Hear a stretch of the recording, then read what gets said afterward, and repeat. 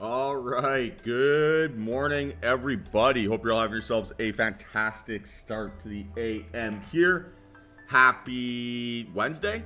Hope you're all having yourselves a great start to the morning and are ready for what should hopefully be an interesting trading day. First things first, right? Been kind of studying some of the price action here last couple days. And have made the decision that I'm going to try to focus on just trading the 10-min time frame here in the short term. Not really seeing very many examples of my thesis getting faked out on that time frame, whereas I'm seeing that happen a lot on the shorter ones here in the short term. So I'm going to wait until I see that relationship kind of change a little bit and just in the short term kind of slow down my process here. I just not rush anything basically, right? So we'll see if something ends up kind of coming together, but those high volume breakouts seem to be holding relatively well here. And yeah, we'll see if we can get the nice continuation narrative here this morning and just be a little bit patient and cautious. If that means I got to wait an hour for a trade, that means I got to wait 2 hours for a trade. That means I don't get something, no big deal.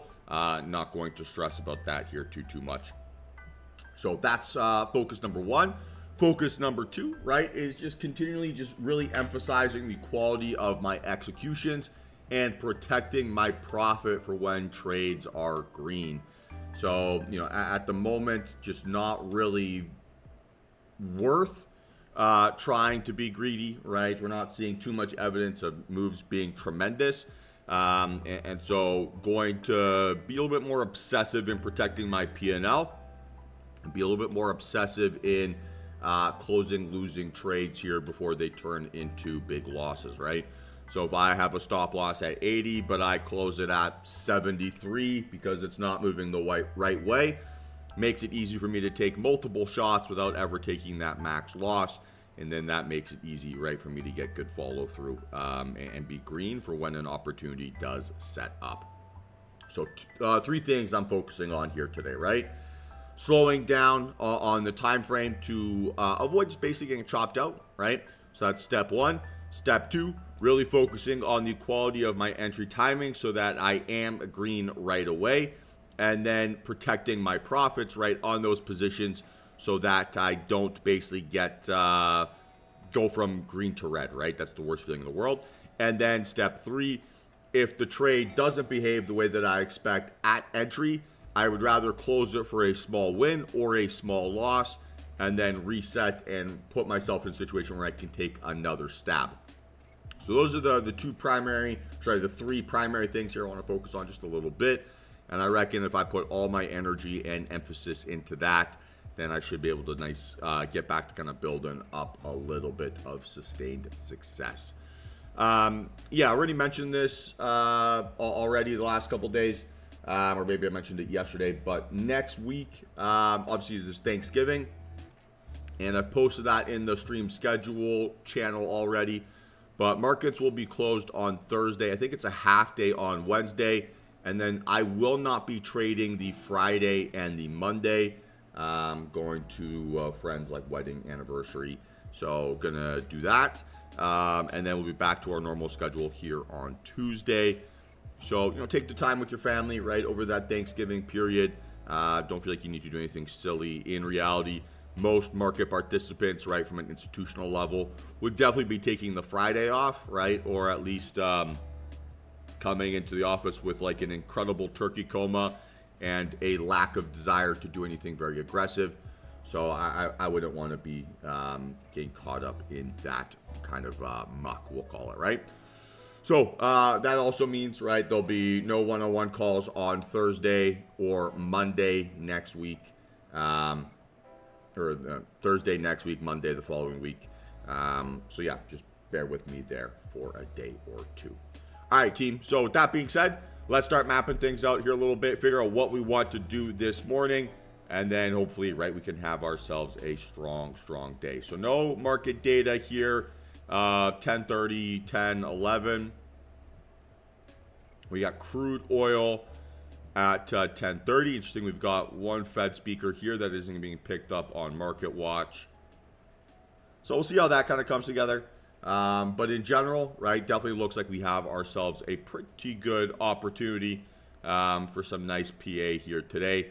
And it kind of looks like we're giving us a variation, right, of this price action that we saw around that early November. Maybe today, right, tomorrow, Friday, ends up being that nice little breakout here back up towards all-time highs. So what's the count here on ES? Let's start there. And then, yeah, hopefully we can find ourselves a nice bit of trending PA today. And good morning, team. Good morning, DTR guests. Hope you're all having yourselves a fantastic day. And, yeah, let's get after it.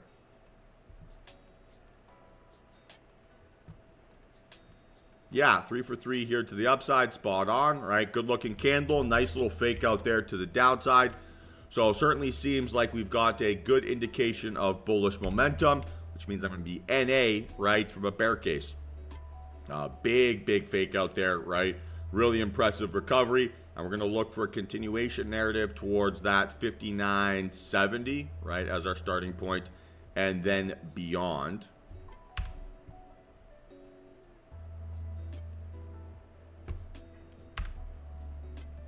And basically have a fake out, we'll say inside this range, right? So if I can find support inside that green box, right, then I could also think that, hey, I've got an opportunity for some continuation higher.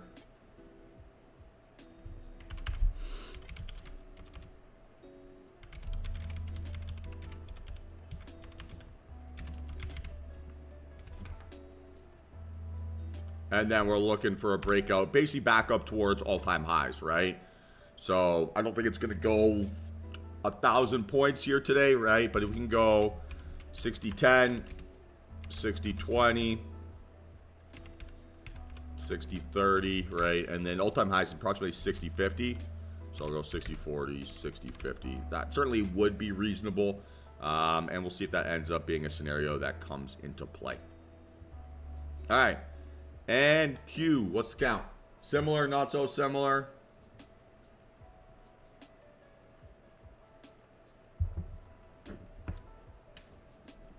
Yeah, same story.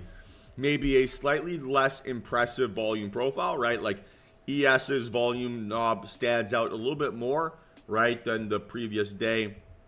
NQ is increasing, but it's not increasing by as much, although it is still also outlier. And then what are we possibly waiting for here on NQ post-market close today?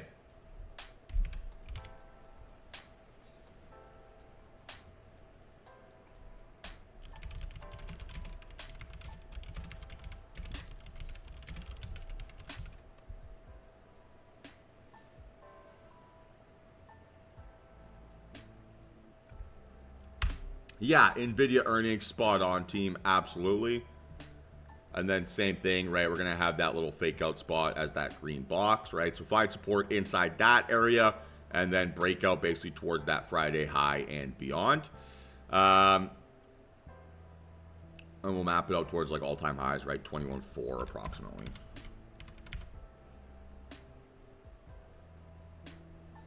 Cool. All right, the old CL. Green candle, right? Doji candle, increasing volume gap up. So nice little 3 for 3 here. We've got data at 10 a.m. Sorry, 10:30.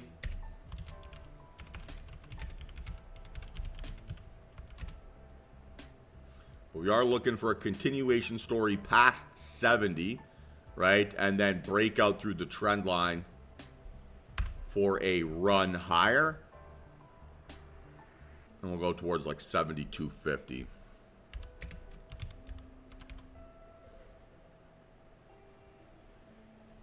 We'll go breakout past, right, the upper trend line.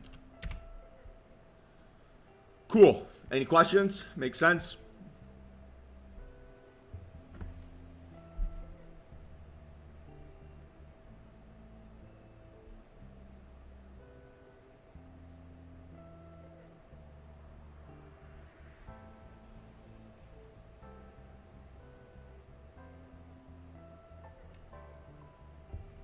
Yeah, makes sense, team.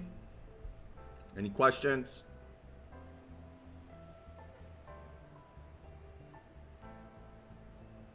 All right, good. Okay, Apple, right?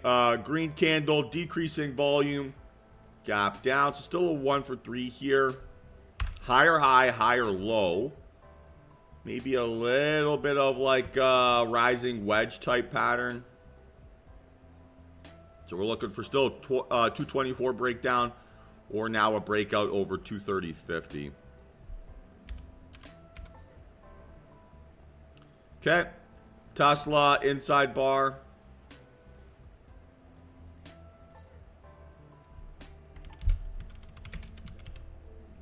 So you're looking for a breakout above 448 or a breakdown here under 330.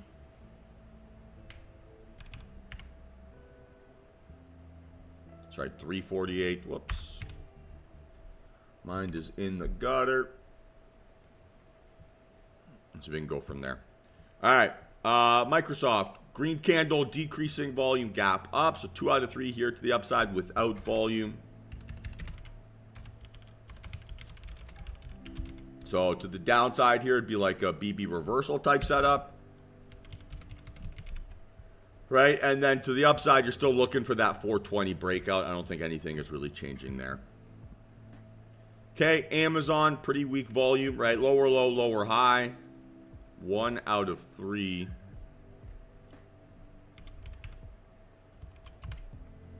And so you're looking for a breakout above, we'll say, I still think it has to be above that 207. Give me that gap fill. And then to the downside here, still 199, right? It's 198.90, so we'll call that 199. All right, AMD, not quite an inside bar, but still a 1 for 3. So we'd like to see a breakout above 142. I don't think that needs to change. Or a breakdown under yesterday's range, which was 137. So again, not much changing in this plan. A little bit interesting, right? Where a lot of our leading names here are giving us really low volume, really weak kind of candles, right? And then NQ and ES, strong candle shapes there yesterday on an increasing volume profile. So it tells me a little bit, right, that there might have been like a bit of a stealth rotation away from maybe mega cap or like the big 8 into maybe some of the more like, I don't want to say, I'll call large caps versus mega caps, right? Some of like the slightly smaller names. And so we'd like to see if that rotation can come back into our big ticket items to see if we can basically get some nice follow through, right? The more consistent our big names are, easier it is for us to get that sustained follow through. And generally, right, if we're not going to see a tremendous volume profile on our like, mega 8 names, then we're probably going to expect a slightly choppier market environment because there's kind of like that divergent story, right? Where the strong names aren't necessarily very strong. And so there's always that like nervousness, right, from market participants over how high conviction, right, they actually need to be. So we'll see if that ends up setting up. But yeah, definitely something to keep an eye on here, right? So earnings today on NVIDIA, nice little run up going into that event.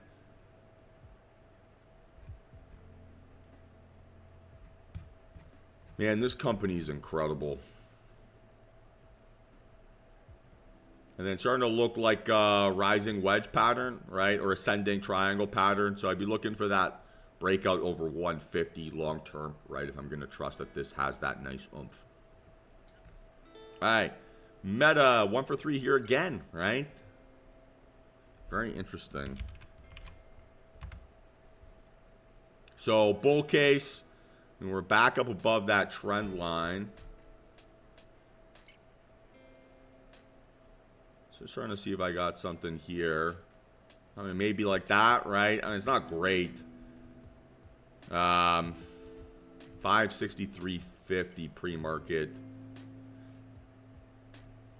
I mean, if I look at it a little bit, say from here onward, I have more evidence of dip buyers, right, or support inside that range than I do necessarily a breakdown. So if I could do like a gap fill and go off of 562, I think that would be an interesting trade.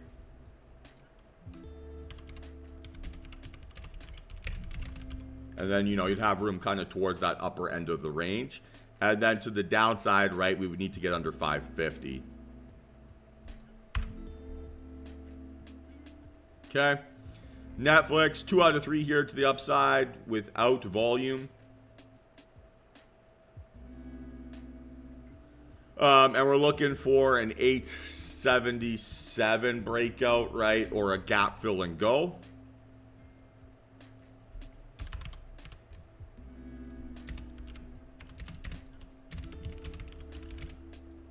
In general, right, on a 2 out of 3 to the upside without volume, I would in theory have a potential downside bias. But this is such a clear indication of trending price action here to the upside that I'm kind of unwilling to sell into that kind of momentum, right? I'd rather see a clear indication of bulls failing prior to me wanting to sell, prior to selling into basically that tremendous amount of range. All right, Google.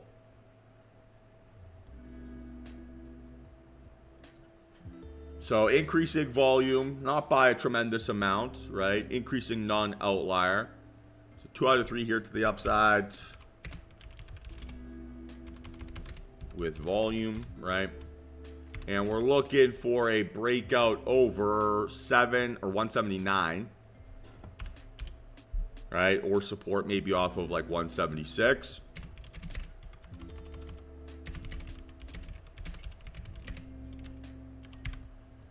And then no real bear case, right, until we lose that trend line. Okay. And then VIX hanging out 16.31. Pretty interesting. So again, we still have a little bit of an implied range here that we could take advantage of. And let's see basically if markets want to cooperate right prior to that happening. And then Bitcoin, the lunatic, all-time highs here, right? 94,000 and some change. Very, very impressive move. Seems like that path to 100,000 is alive and well. Any questions here, team? Anything you guys want to go over?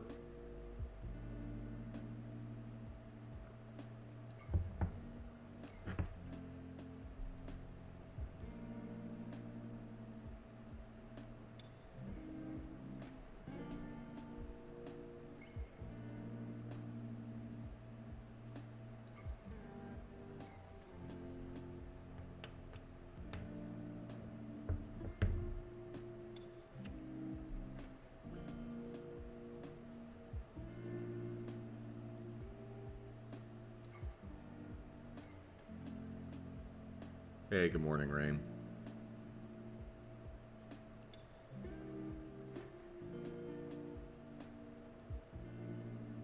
Sounds good. All right, team. So I'll be back in a few minutes. So I'm going to go make myself a cup of coffee, spend a few minutes here visualizing a successful trading day. And then we'll jump back on and set ourselves up for a nice green session. So be back in a few minutes, and we'll chat then.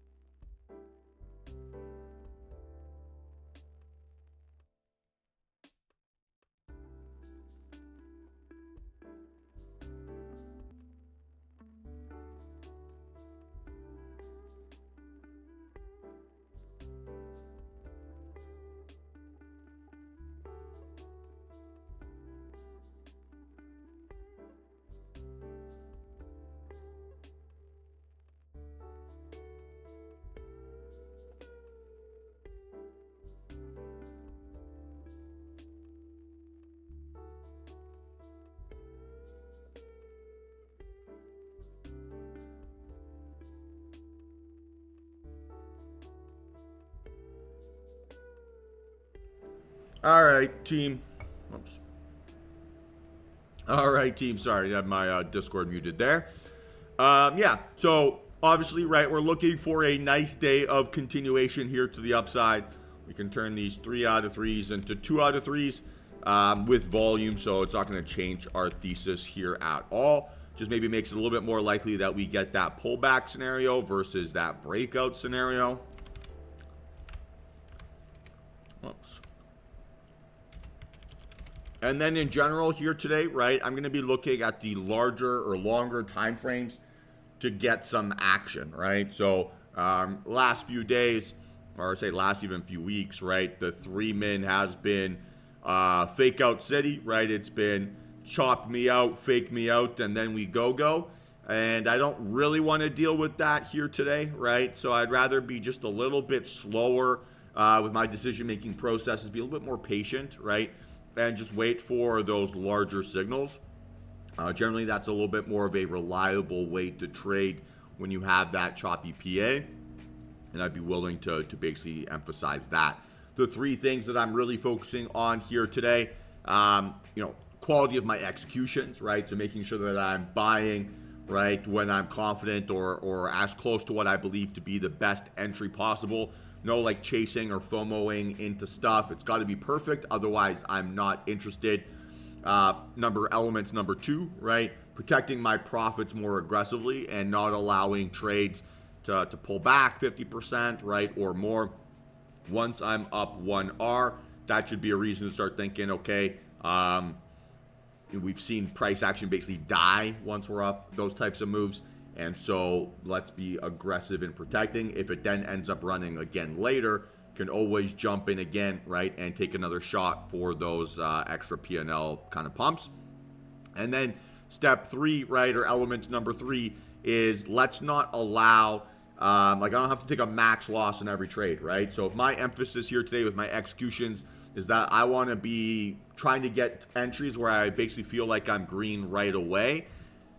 If I'm not, right, or if it isn't behaving the way that I expect, I don't have to basically resign myself to that fate and be willing to take a max, $500 loss. If I can turn that $500 loss into a $100 win or a $100 loss, that makes it easy, right, for me to be able to take a second attempt or a second stab at something without it being catastrophic. So those are really the 3 things that I'm focusing on here as much as I can.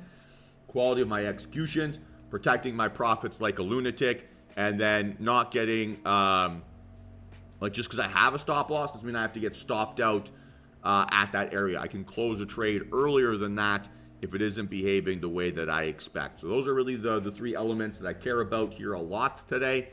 And I reckon if I put all my energy and emphasis into that, I'm going to be in a pretty good spot. So that's really the plan here this morning. And yeah, pretty confident it's going to get me back to where I want to be. I was talking about this a little bit yesterday in the Discord.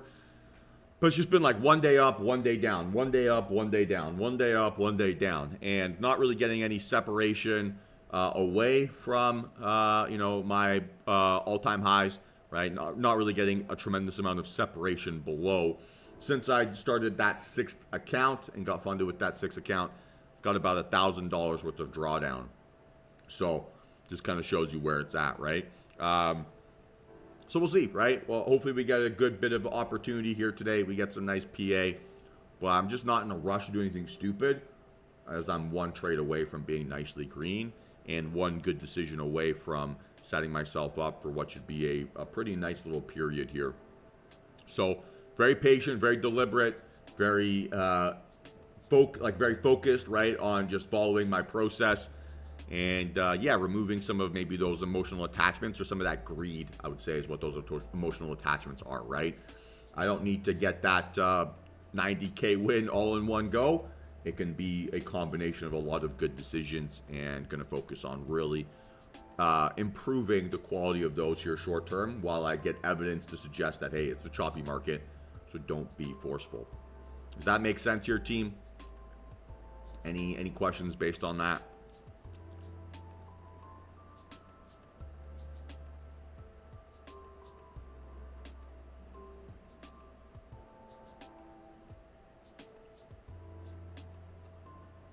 All right, awesome. And DTR guests, right? If you're here watching us for the first time, the 5th time, the 10th time, welcome, right? Hope you're having yourselves a great day.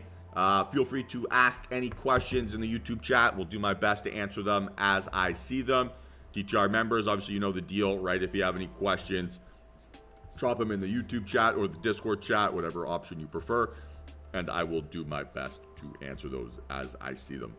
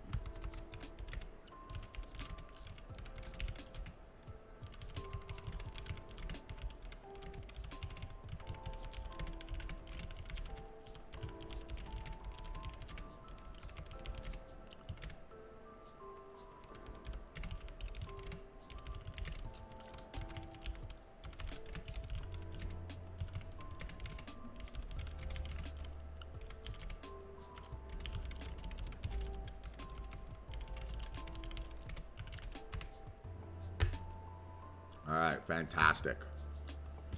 So again, pretty patient, quiet, slow start to the AM here. We're not going to rush anything, not going to do anything stupid. I'm being very deliberate today, right? That is the theme. That's how you fight back, right, against, yeah, basically choppy conditions, is you be more specific, you be pickier. I don't have to go for a dance with the first girl I see here at the bar. I can wait, right, until the 10-min dancer shows up. I don't know what that analogy is, but yeah, spot on, Greg, spot on.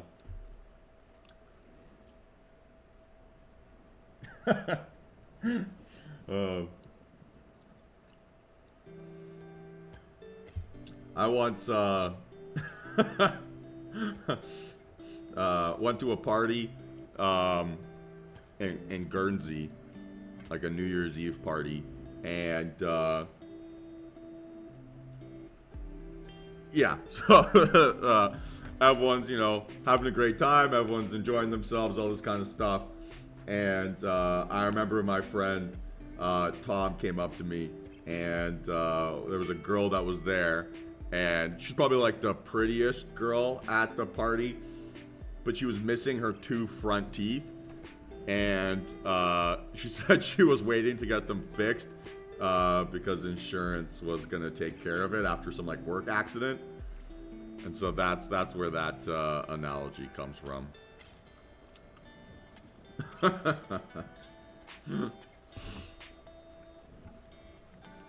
I think about that sometimes. All right, so far we're looking probably for more of a dip buy, right, than a breakout scenario. Good volume on this 10-min so far. She was proud about waiting for insurance to fix it, which I was impressed with.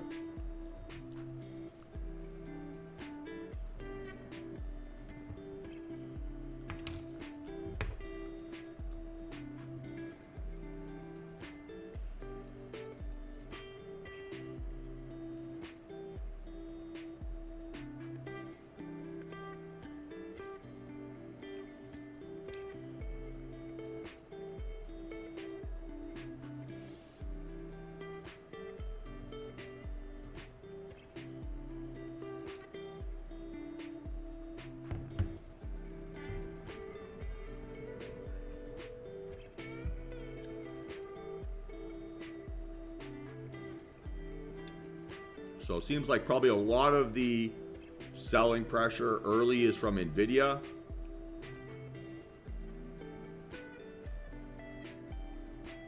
All right, so maybe the positioning trade here going into earnings today. So we'll see.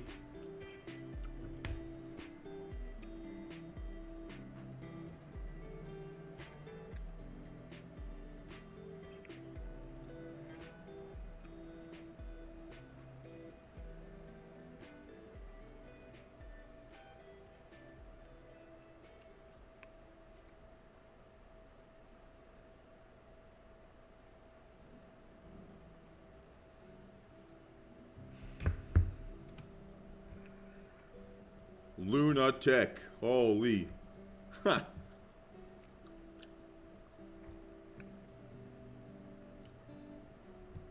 Yeah, Netflix is a beast. Now, I find it a slightly confusing one.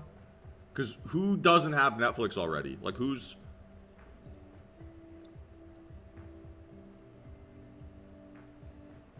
I don't know.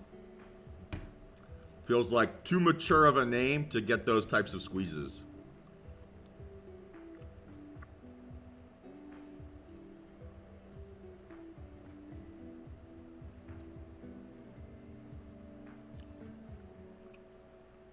Yeah, exactly. If you haven't bought it already, why would you buy it now?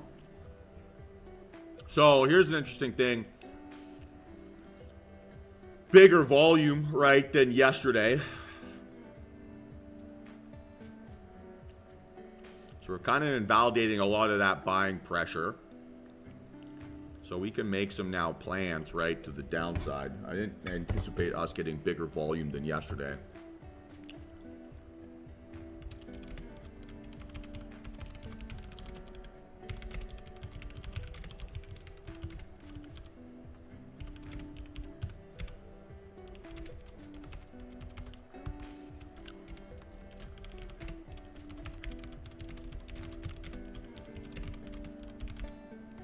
So we always talk about there's two ways to invalidate price action, right? It's either make lower lows or seeing a more impressive volume standard than what you saw previously. And we are well above, right, yesterday's pace. Well above. So 28,000 versus 21,000, right? That's a pretty punchy difference.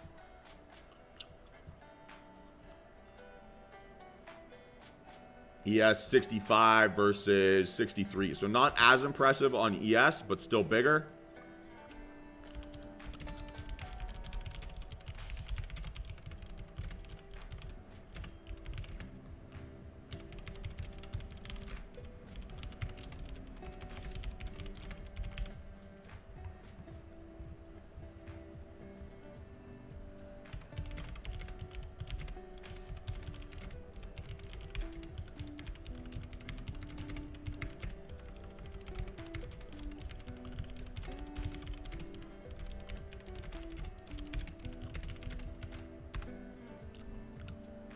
All right, so now we gotta wait, right? Another 10 minutes here. Like on these shorter time frames, you don't really have an opportunity, right? It's just decreasing volume here. ES maybe.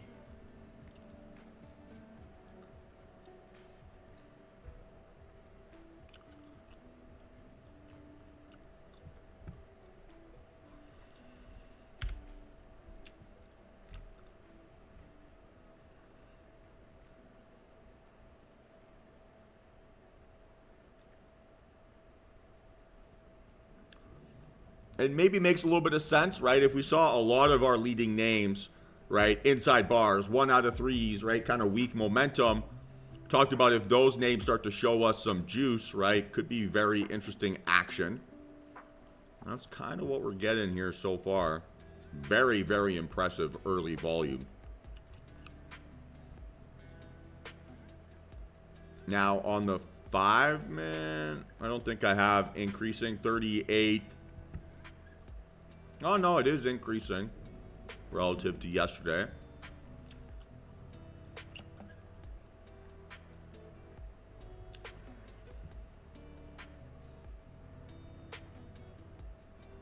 Probably go to 900, right, as the target here initially.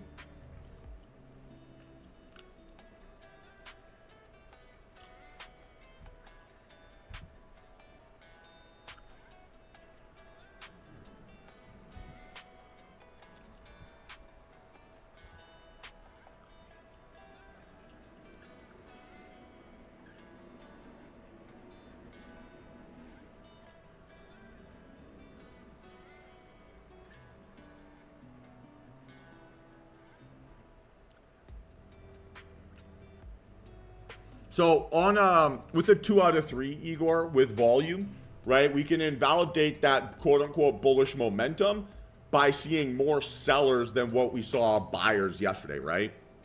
So we've got much more sellers at today's open than we saw buyers at yesterday's open. So that then kind of invalidates some of that bullish oomph because we're seeing more strength showing up, right, than what we did previously. Now, maybe that's a little bit of like a capitulation move. So again, still going to want to rely on the longer time frames. But we invalidate previous price action in 2 ways, right? By either making higher highs or lower lows, just depending on what the bias is, or right by seeing a element of momentum that was not present there previously.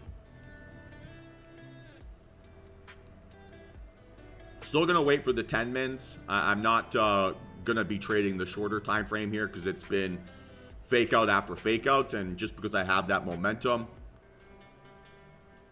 kind of be a little bit challenging. So still going to wait for those longer time frames. Hey, Chad. Yeah, great question. So personally, I use TradingView. I think TradingView is a fantastic platform. Their paper trading function is incredible. And it's the same one that you can use when you sign up for prop firms. So I would highly recommend TradingView. I use the, I think, $24 or $29 a month package, and then $7 a month for live market data. Those would be the 2 things that I would highly recommend.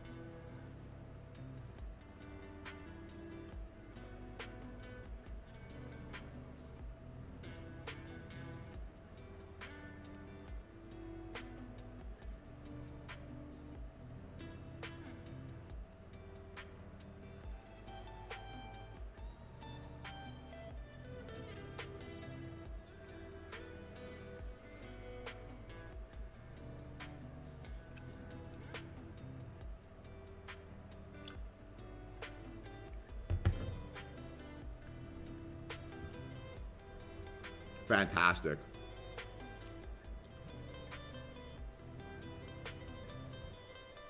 And yeah, Chad, welcome to the best game in the world, man. Best game in the world.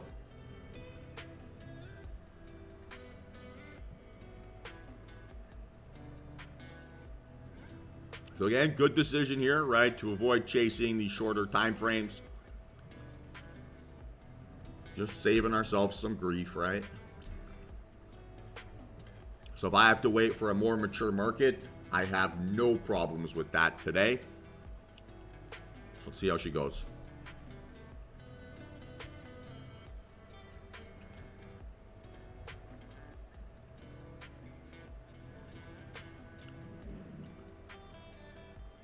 Big 17.08. Interesting.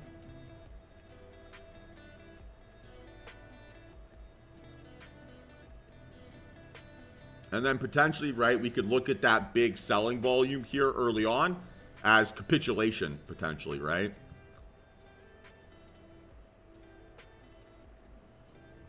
So we'll see.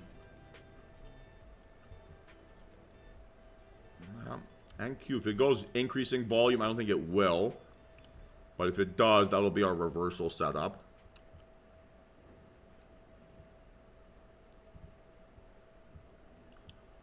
So we got a couple minutes here. No rush. No data at 10. Crude inventories at 10:30. Oh. And man, it must be getting cold because my knees killing me this morning.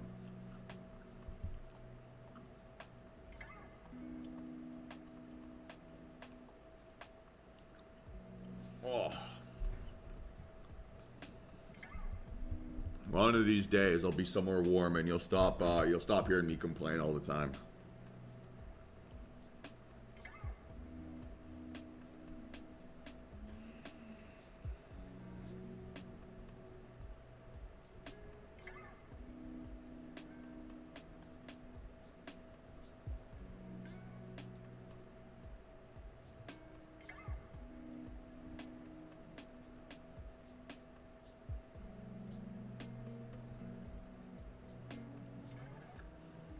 Hopefully, yeah. We'll see how she goes. Florida would be fantastic. Oh no, Craig, don't tell me that. I don't want to hear that. I've been dealing with a bout of shin splits recently.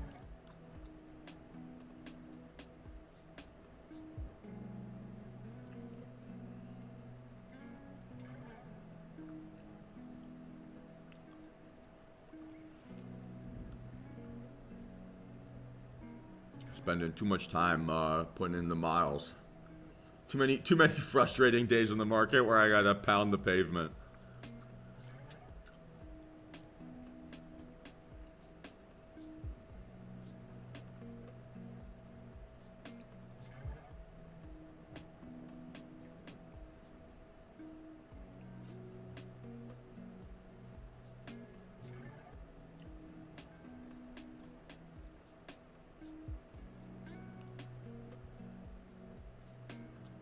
Okay, so still no increasing volume here yet.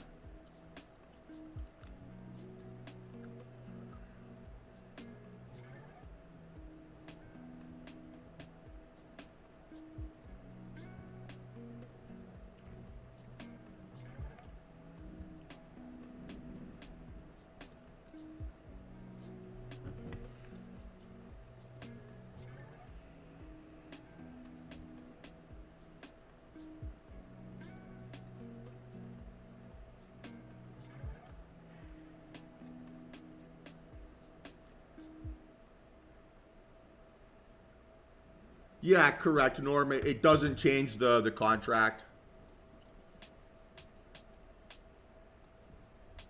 Ideally, right, all it will do is it'll just smooth out some of the signal noise.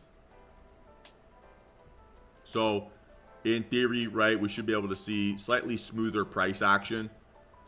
Really, the only reason I've made that change is because the last, say, 2 weeks or so, I've seen a tremendous amount of fake outs on the shorter time frames, and I've seen significantly less right on the 10 and beyond.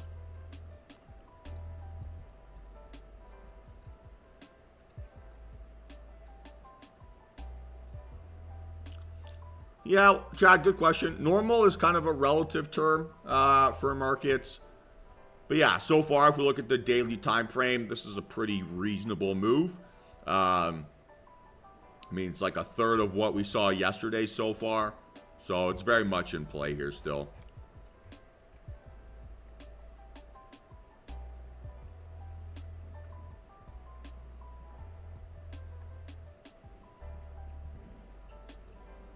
Yeah, it's a nice thing about futures, Norm, is that there's no time decay associated with futures, right? So there's no, like longer signals aren't going to cost you money if it takes longer for a trade to develop.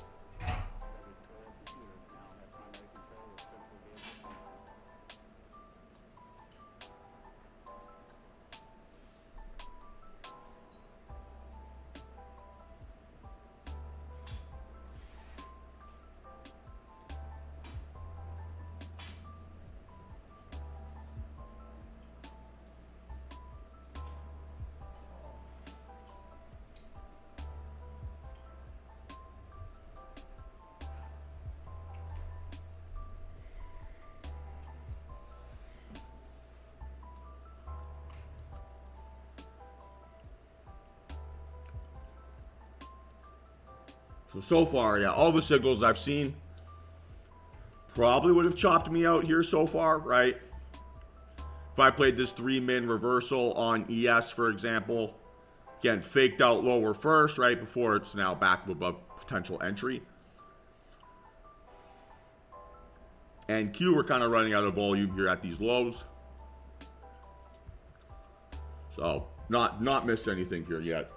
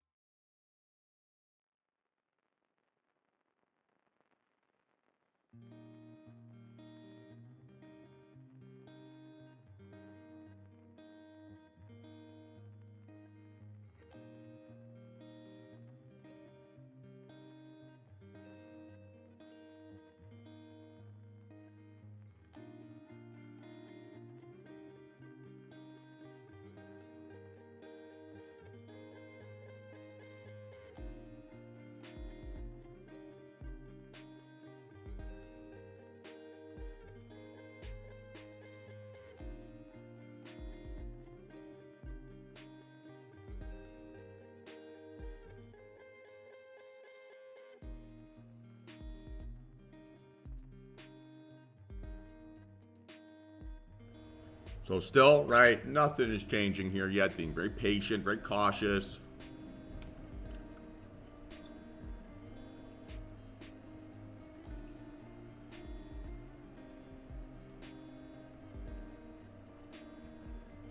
VIX keeps climbing. The volume's kind of disappearing a little bit. Netflix is an early pop, getting sold a little bit.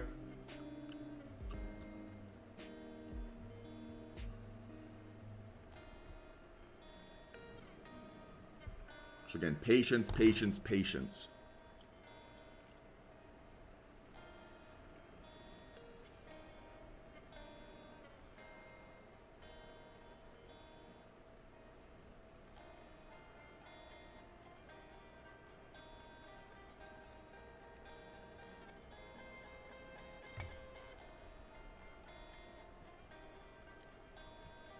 And it's good size ranges, right? So if we do get a move here today, we've got a lot of space that we can play with, which obviously then brings up two elements, right? One, got to protect our wins, right, for when we do get something.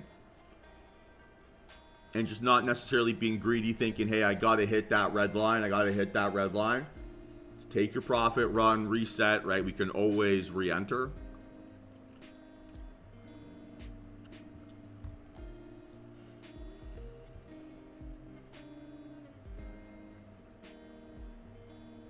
But yeah, not missed on anything here yet.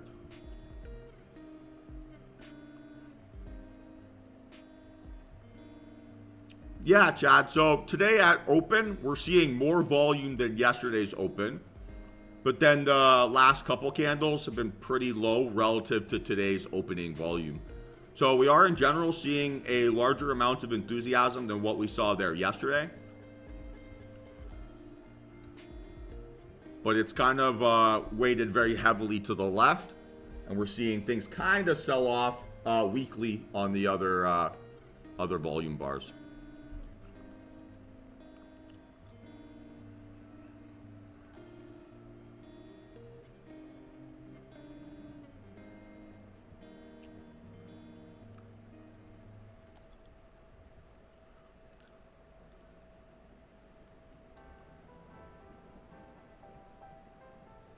And yeah, glad I did take that reversal, right? Would have been a nasty girl.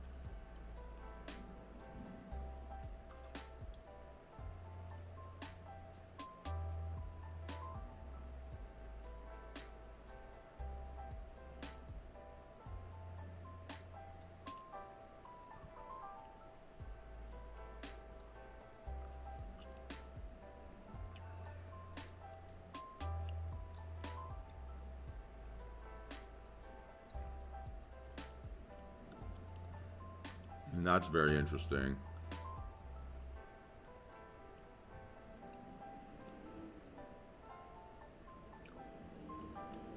Where to get stock? Right at 59.08.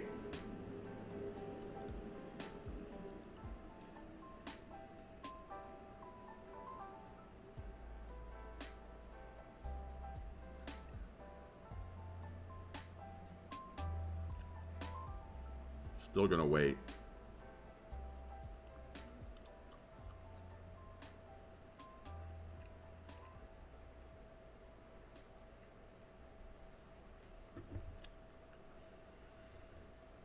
Nice and chill.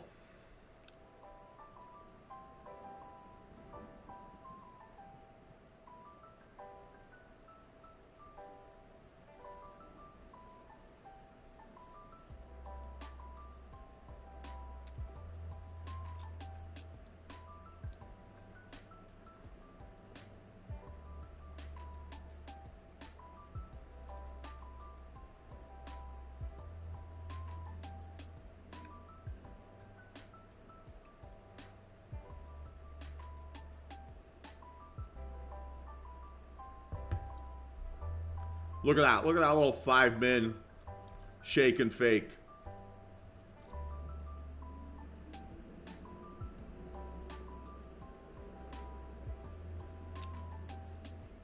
Yeah, I got no complaints. Maybe I'll have to start tracking which time frame I'm most profitable on. Could be something to think about. But it's kind of like you want to Costanza your psychology, right, as much as possible. So when you're struggling a little bit as a trader, you want to feel the rush to try to make it all back, right, in one go. So the Costanza version of that, right, is slowing down, being more deliberate, right, being more specific, being whatever. And in a choppy market, right, or in a fake out market like we're seeing here at the moment, that price action wants to lure you into making a decision quickly. And so what's the opposite of that? Well, you slow down your time frames. You wait for a slightly smoother PA. Then you just fight back against basically your greed showing up.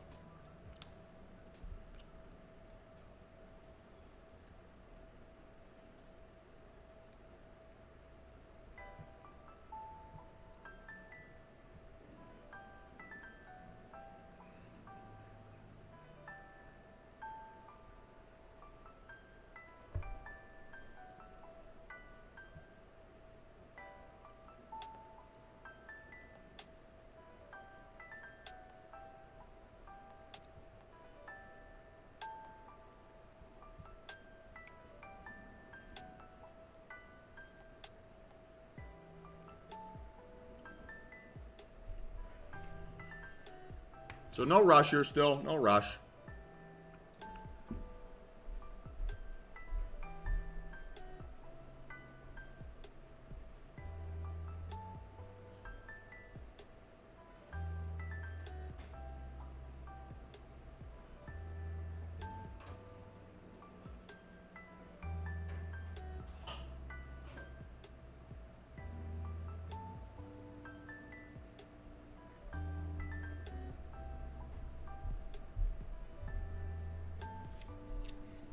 And look, if the Cowboys have taught us anything, okay, probably not a great way to start a sentence, but if the Cowboys have taught us anything, once you put Cooper Rush in the game, it just starts to be interceptions everywhere, right? So we're going to be pretty patient here until things are absolutely perfect.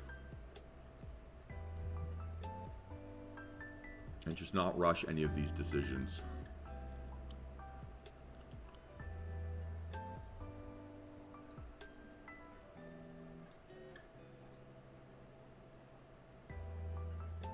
I appreciate that, Chad. Yeah, I mean, look, I think there's ways to be able to trade where you're entertaining and ways to trade where you're profitable. Hopefully I'm enough of a maniac with just the things I say that it's interesting enough.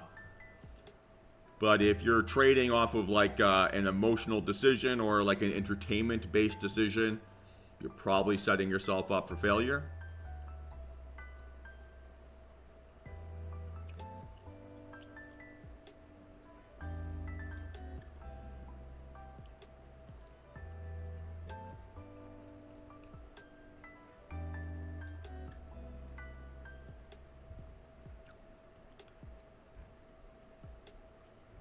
And this is very interesting here on NQ now.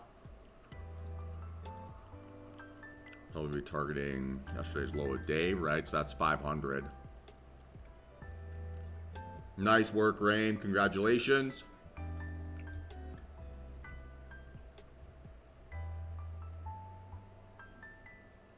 Let's go, dude. 1,600 bucks. That's fantastic.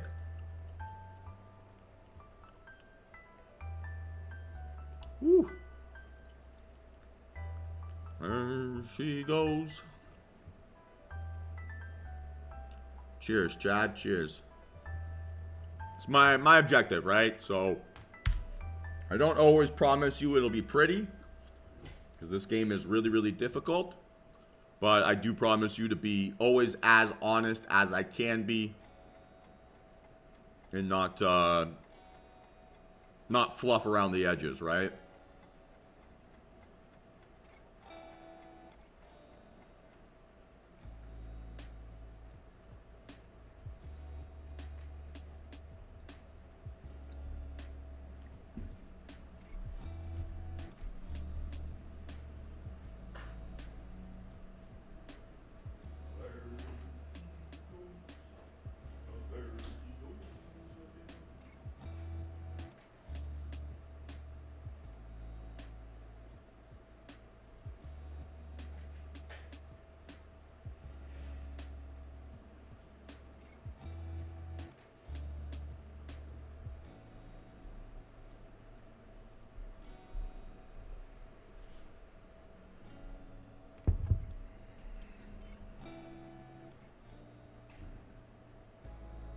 Yeah, Gabe. So with CL, right, because it's got crude oil inventories here today at 10. I'm not going to, sorry, at 10:30. I'm not going to trade it until that's out of the way.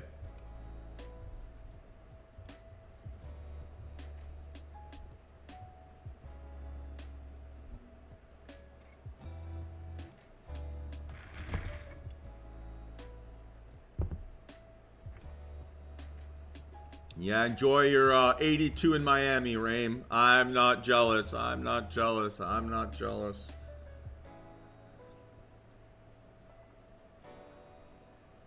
Yeah, could we have possibly taken one? Yeah, for sure. But yeah, how price action reacts around data is always a little bit random. So it just sets me up to get chopped up, and I'm not really up for that. All right, so let's get rid of this green box here. A little bit distracting in the short term. We're definitely getting some opportunities here, right, on ES and NQ. So $1.20 to go here. And it's 10:08. We're getting our first possible setup.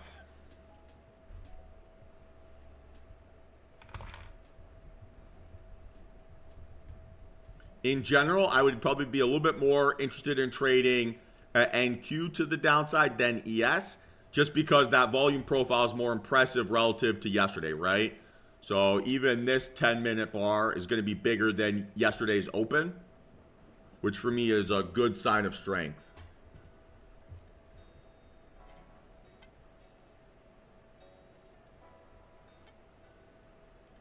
And then we're going to be targeting that red line, so 2470. So we got 80 points here to play with. That's lots.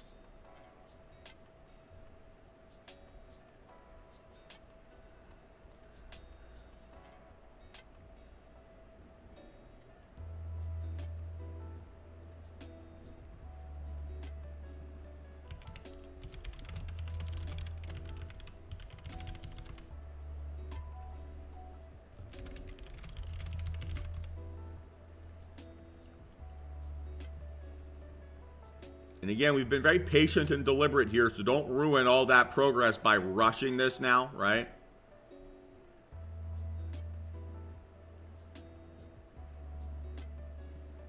So as is, stop loss would be 25.56. I'm going to set that up.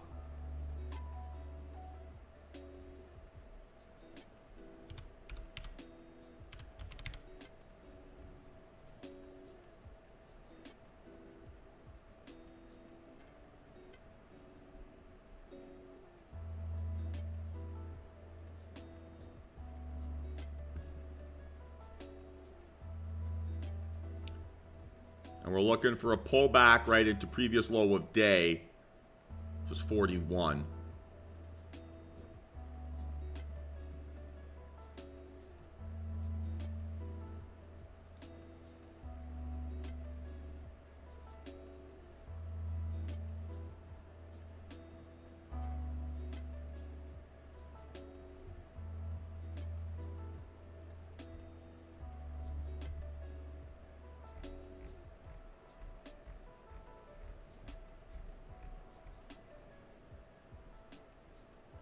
Okay, and at 41, right, I'd be risking exactly 500 bucks.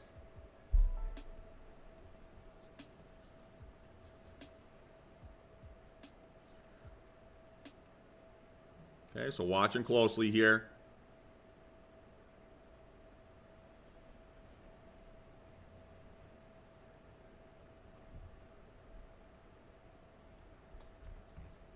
Actually, I had my stop loss in the wrong spot. I had it at 66, not 56.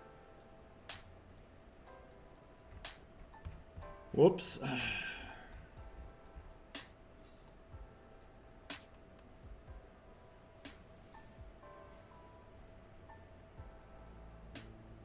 Okay, so it needs to be above 35, right? Above 35.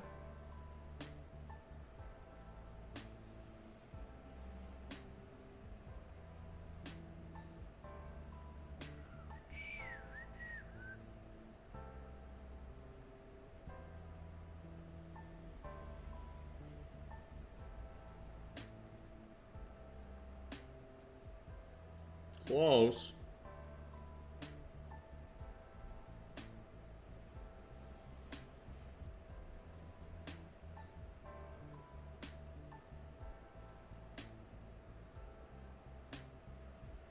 Okay, watch this retest of previous low.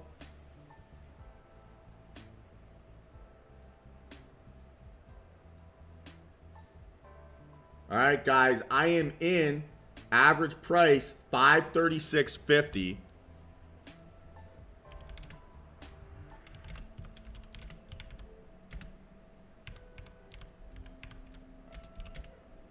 One contract here. Stop at 556.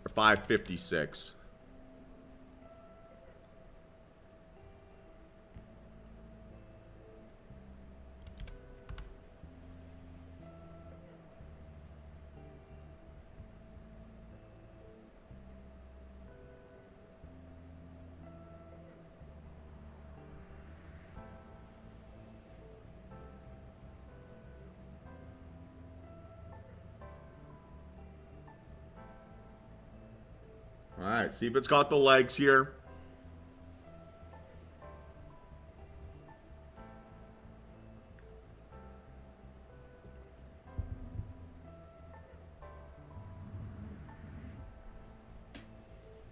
So far, so good. So far, so good.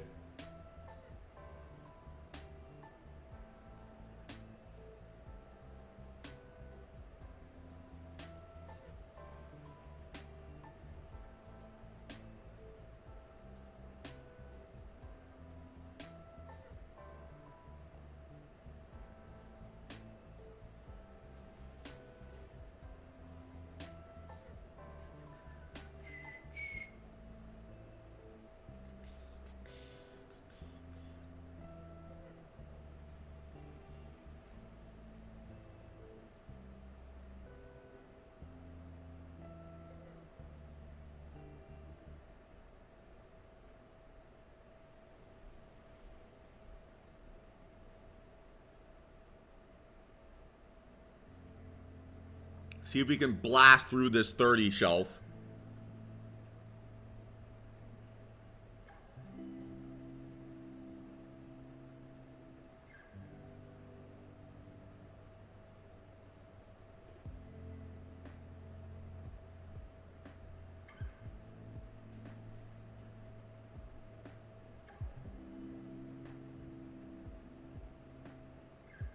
Come on.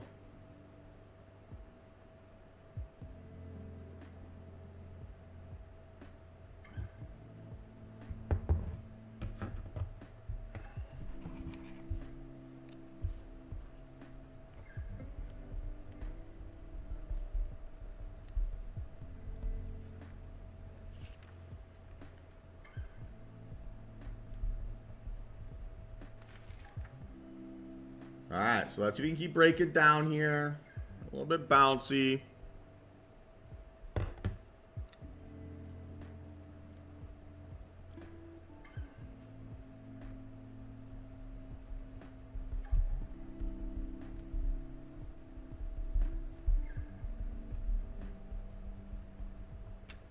So far, so good here, team. So far, so good.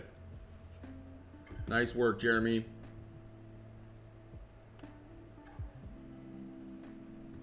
So now let's see if this thing can really blast through 20.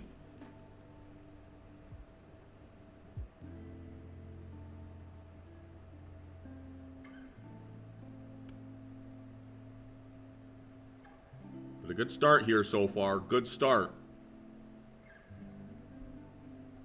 And at this point, right, I'm going to be a little bit of a lunatic protecting this win. I'm not going to let this turn into a loss, right? Good start here so far. So now we want to see it fly through 500.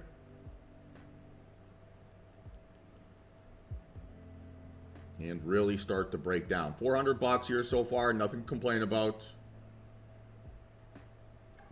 So let's see if we got some more juice.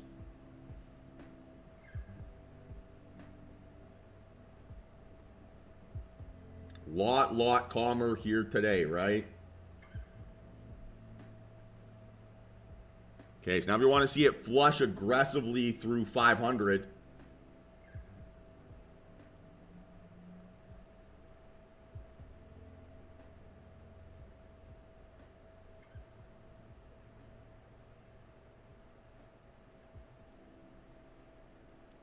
So that's 600 bucks.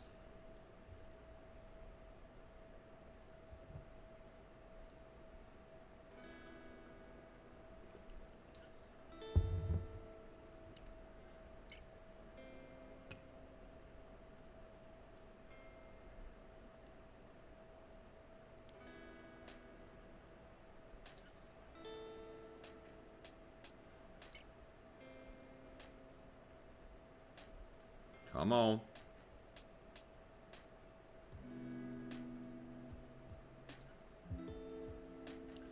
Nice work, TK.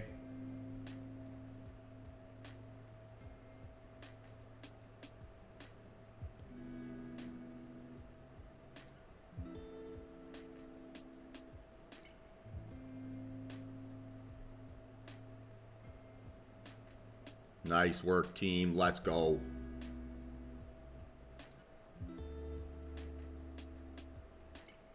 Nice, Gabe. All right, good job, team. Good job. Love to see the positive P&Ls. Still holding this for now. Nice work, Timmy. How many counts is that?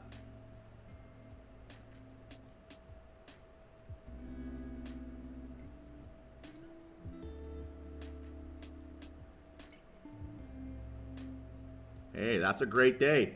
600 bucks. That's a great day. Congratulations.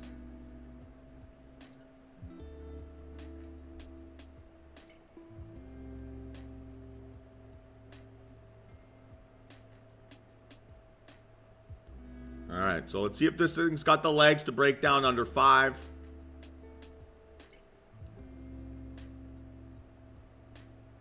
My mental stop loss is at 526.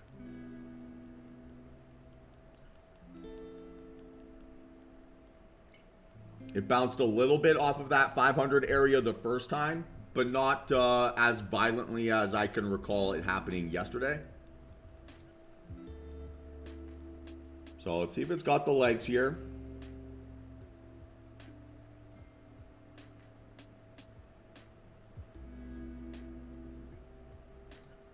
Come on. And I imagine there we go.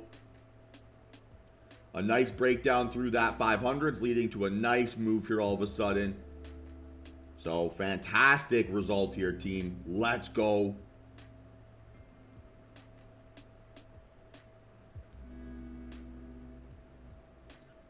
So now let's see if it can really keep pushing lower. Right, and keep breaking down here past that 72 area. Let's go, Mike. Yeah, it's a great day. $1,000 win here and then some. So now let's see if this thing keeps getting some more legs.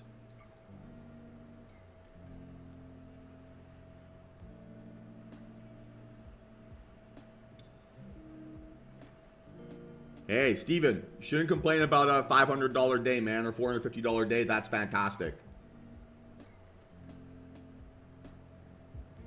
Okay, so now we want to see a bit more separation lower here still. That retracement back to 500, not the best feeling in the world.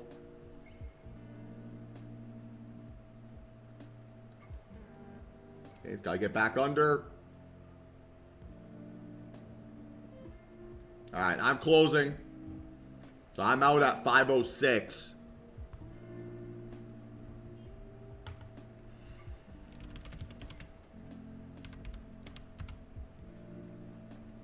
And if this thing sets back up, I will have another opportunity.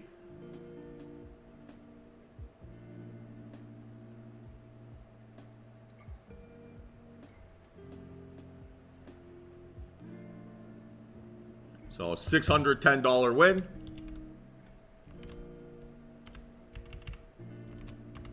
And a great start to the day. Awesome, awesome start.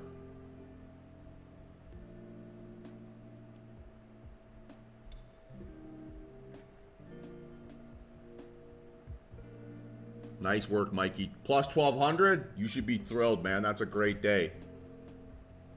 Nice work, team. Let's go, Dwayne.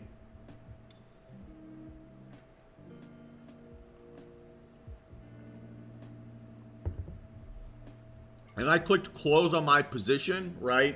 The second I saw that elevator up towards 500.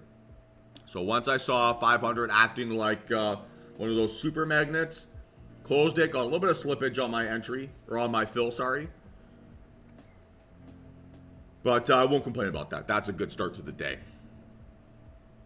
And now, right, if we're starting to see some of these potentially failed moves here off of these lows, that then also sets us up, right, for that reversal scenario here that we had a primary bias towards. So good start here to the day, team. Really good start. And man, that felt so calm, right? That felt so calm.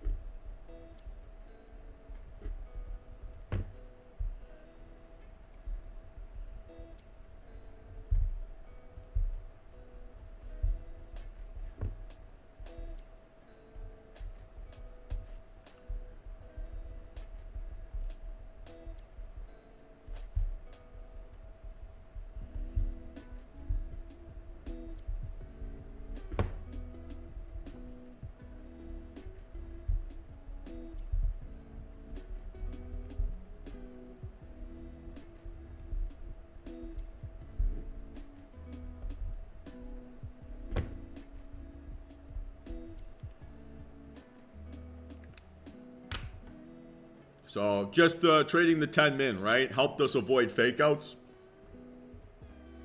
And we were able to catch a pretty nice size move. Pretty nice size move, right? So no complaints there.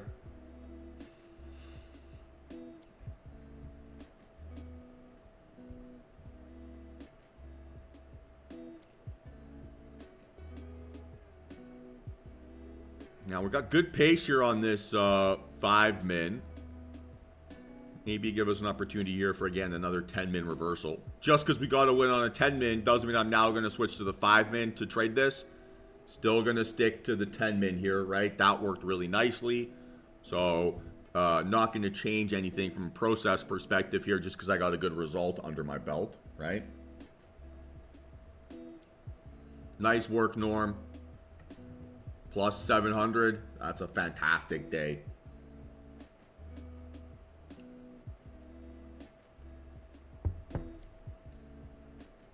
So yeah, feels good, team. Feels really good.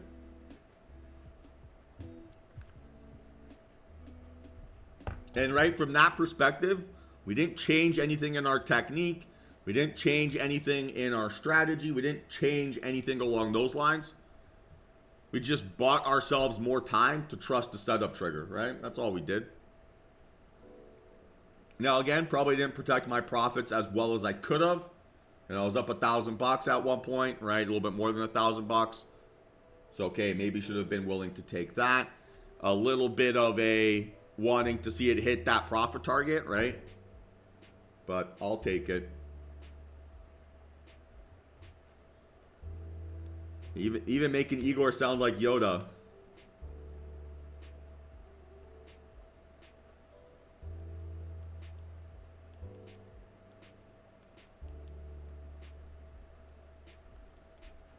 So now we're looking for that possible reversal scenario.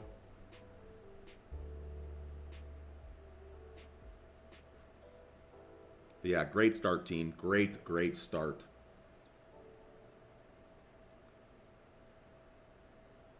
Chad, how'd you find that trade?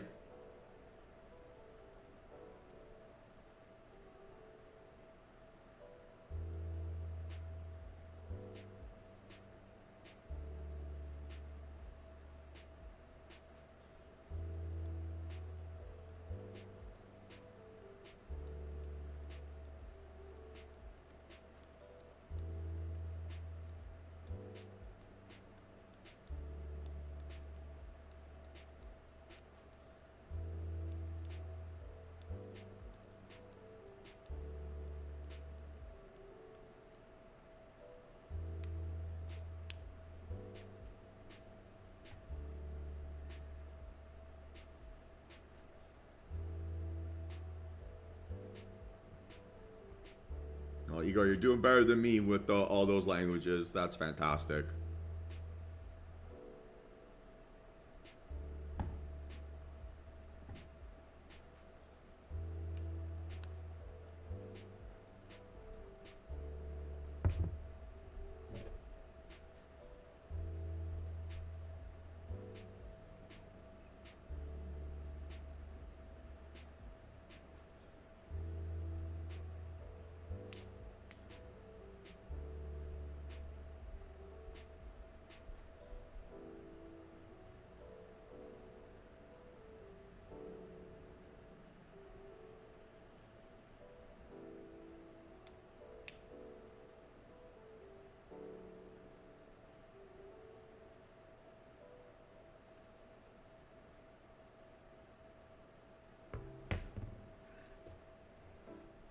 So if we don't get increasing volume here in the next $1.20, right, or so, then on inventories, we could potentially see that spike occur on the next candle.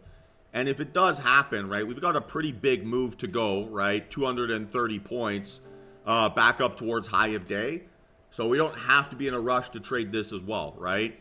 We can wait for it to set up and be perfect instead of having to feel like we need to compromise here or do anything silly. So I don't think we're going to get to that increasing volume standard.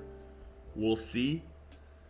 But crude oil inventories could create that algo volume, right, for this dip buy opportunity. And again, we did a good job cutting that trade where we did. Pulled back almost as far as our entry price, right, if not above. And that would have been a gut-wrenching feeling, right? Absolutely gut-wrenching. So again, right, how we treat our psychology is proactive, not reactive. And we can't overvalue our ability to remain calm when we have limited evidence to suggest that is the reality. So good start to the day here. Did not get that increasing volume. So we continue to wait.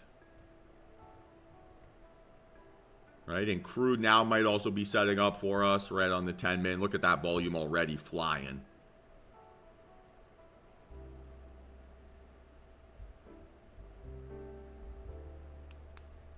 But yeah, good day, team. Good day. If I don't get another trade here at all, still very happy with the quality of this process and the quality of this outcome.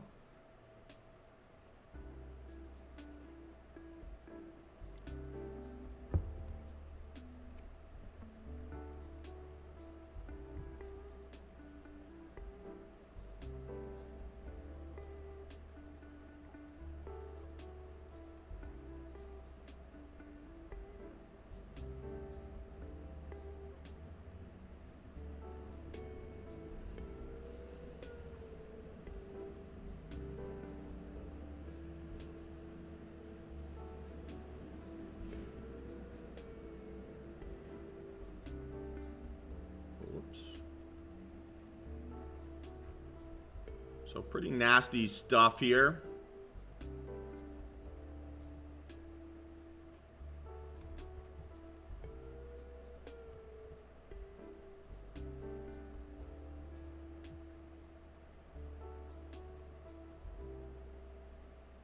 Again, fake out on the 5-min, right? Post reversal.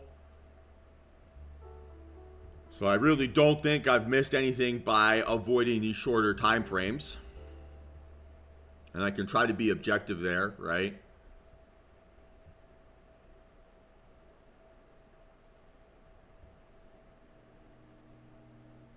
So good start. Now looking for possible reversals to the upside.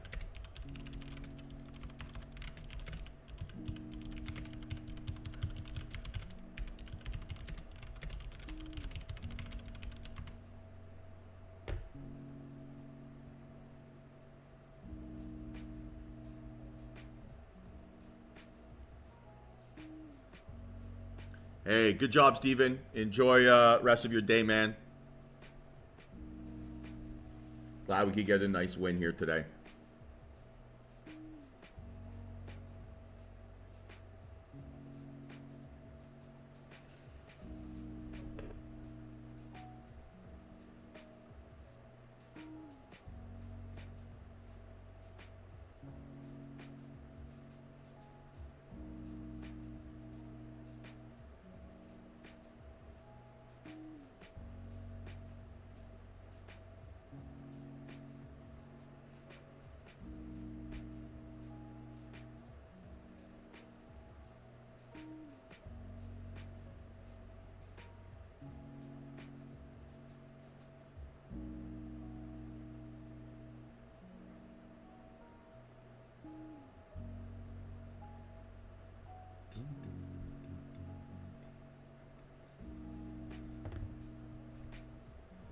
Okay, and if CL, we can get the nice reversal scenario, this could also be in play here.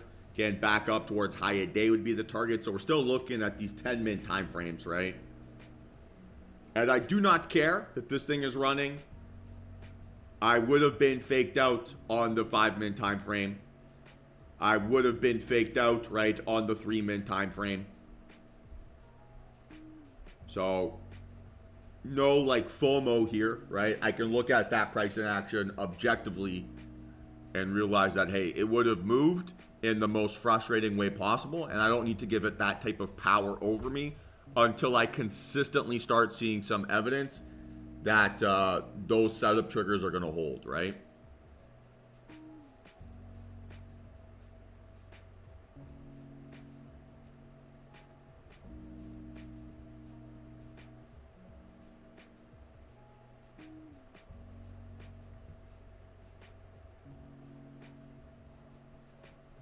We're 5 minutes to go. We're about halfway up those candles, maybe a little bit more. So we are in good shape here for this to also be an increasing volume profile. So let's see if that happens.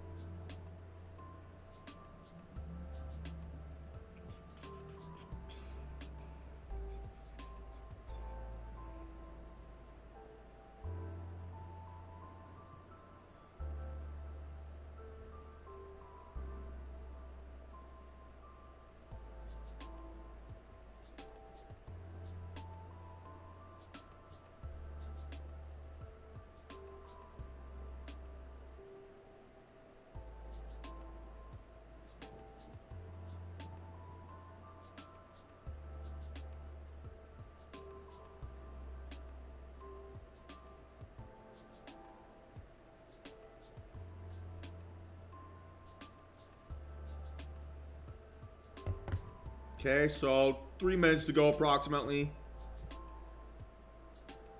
NQ will be close. ES maybe a little bit more challenging. ES for sure would like to see it close above 5,900.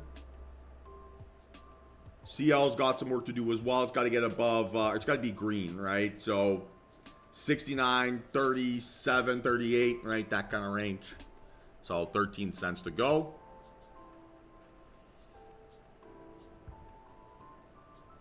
I need nice and calm here this morning. Let's go, Rusty. 9 green days in a row, man. That is tremendous. You've done a very good job buying those fake outs. You should be thrilled. Is that what they mean by dad strength?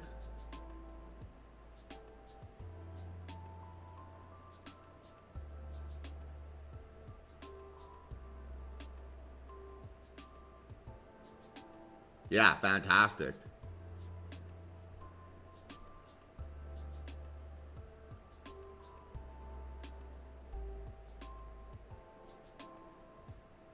So 9 green days in a row. I mean, that's the power of taking what you learn here, right?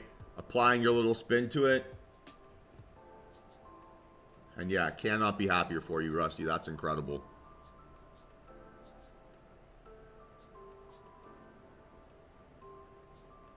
Hell yeah. Good memory.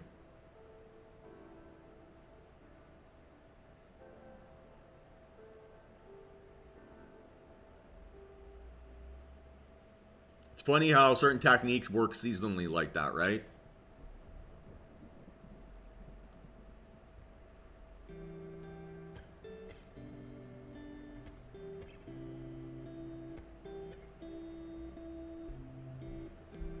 Okay, so again, we're going to be close here.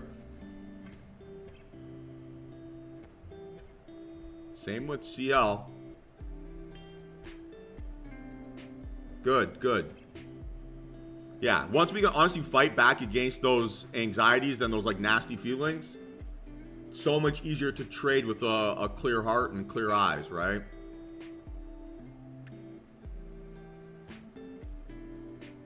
So looking like it might be CL here.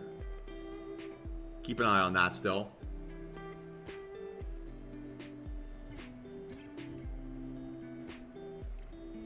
This would have to be the aggressive technique. I'm not going to trust a pullback of 40 cents. Okay, so we're going to be watching CL. All right, and we're targeting high a day here as our move. So stop loss 69.41.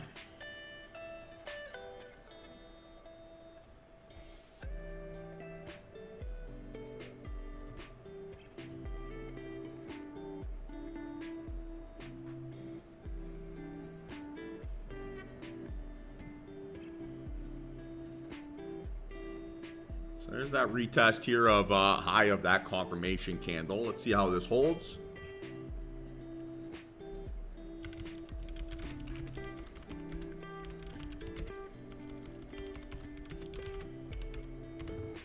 Has not held yet. So now let's see if it can find some support. This might end up being a walk away now. Right, can't do the pullback here.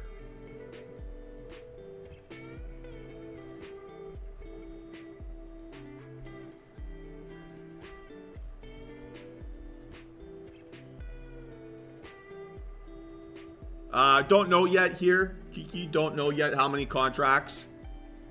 As is, right, from 45 to 35 would be 10 points. So now it'd have to be a smaller amount. That would have been 5 contracts. This looks like it might not give me an opportunity.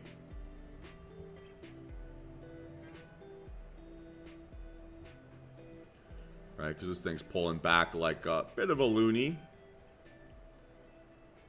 Right, so now at 31 and an entry at 44, you're risking 13 cents.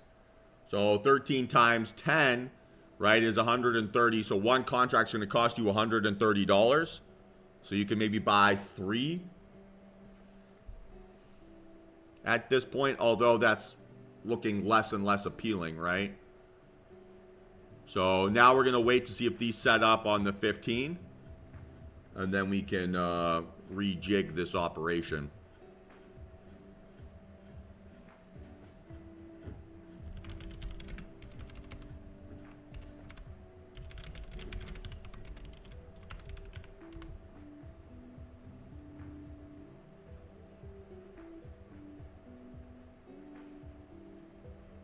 Because yeah, 31 stop loss, 3 contracts. It's not worth my stress.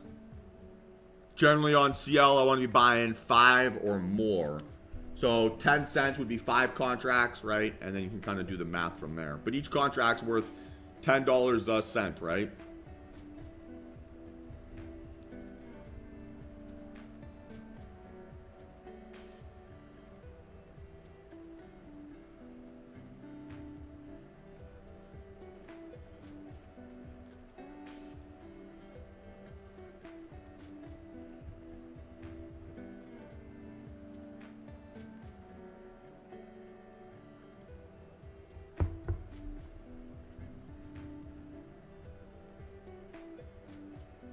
So looking unlikely, like it's going to be a setup here.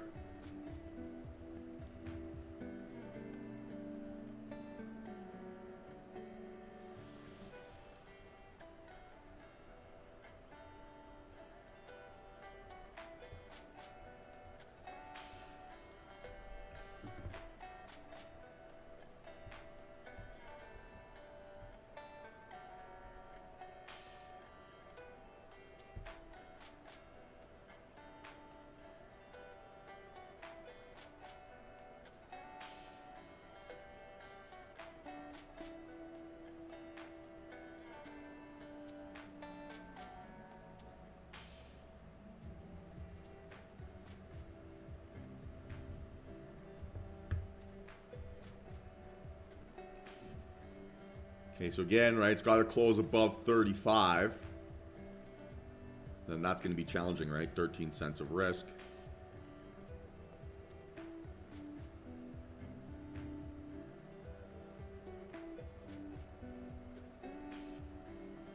Unless something tremendous happens, I don't think we're going to get an opportunity here.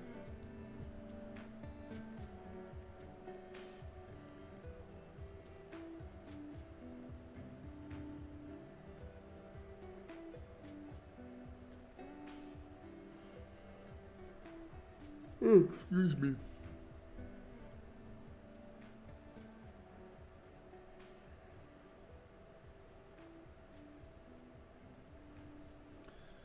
Now it's a bullish engulfing candle, bullish engulfing. So fake out, bullish engulfing candle, no increasing volume. I mean, there's a world where I could talk myself into that, for sure.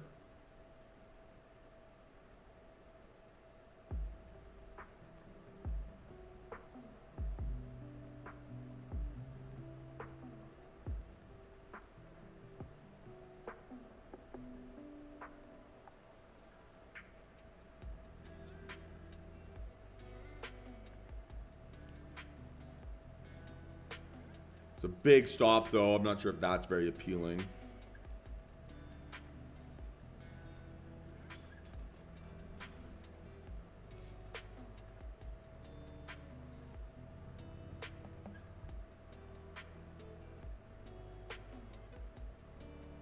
So let's see.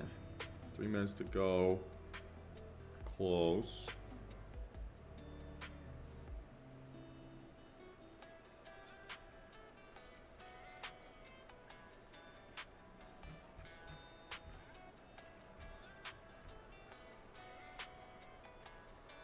Gonna wait it out. I mean, done so well being disciplined here so far today. Not gonna cheat myself of that here now just because I want the action.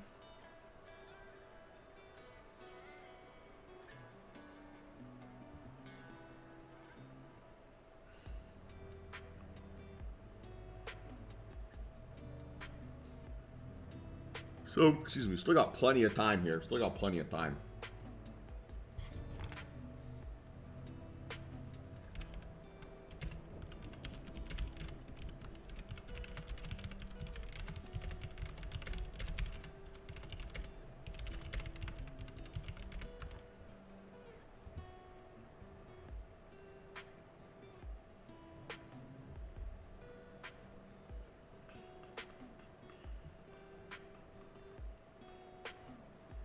Still have like 150 points of potential upside before it goes green to red. Sorry, red to green.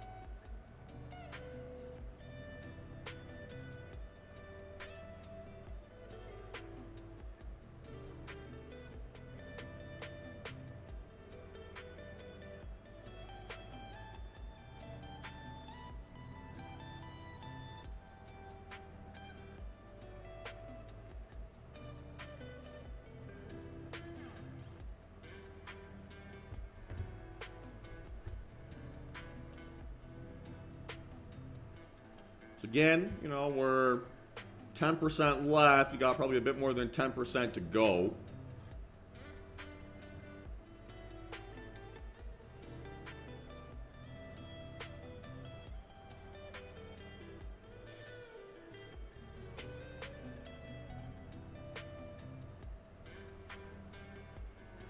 Oh, chilling for now.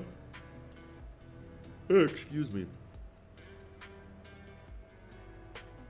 Surprised I'm yawning today. I got such a good night of sleep.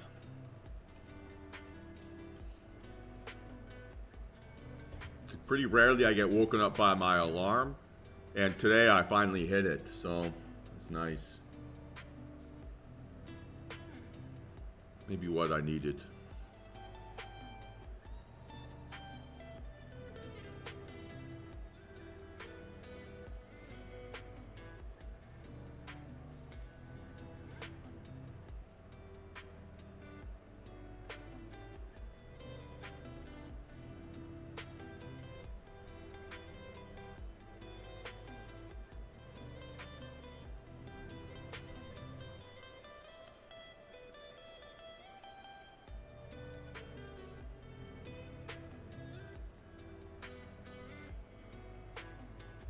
Yeah, I hear that, Dwayne.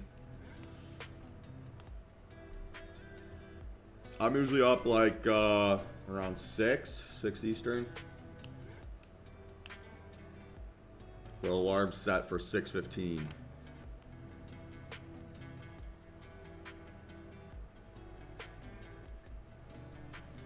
Okay, no increasing volume there again.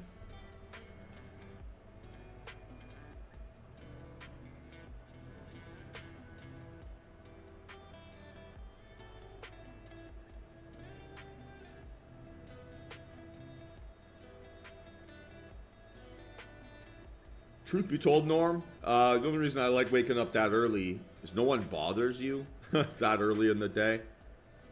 So you can kind of do like your me stuff that early in the morning, which I really enjoy. Yeah, that's it. Get a lift in, go for a run if it's not dark out,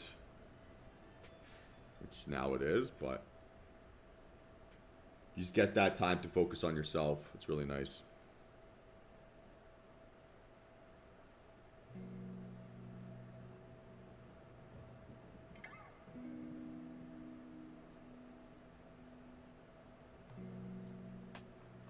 Yeah, fair.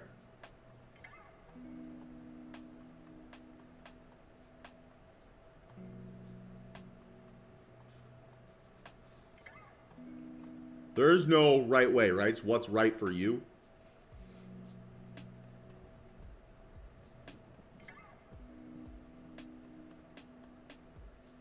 If you're going to the rifle range at 4 a.m., you're probably getting on some list.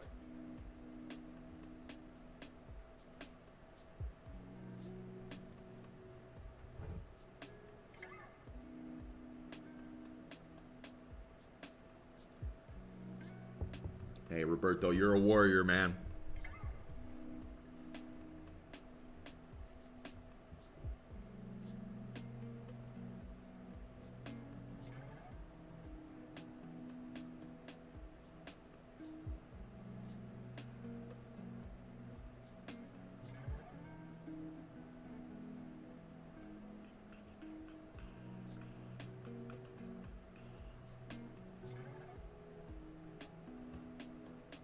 Still being a patient lunatic.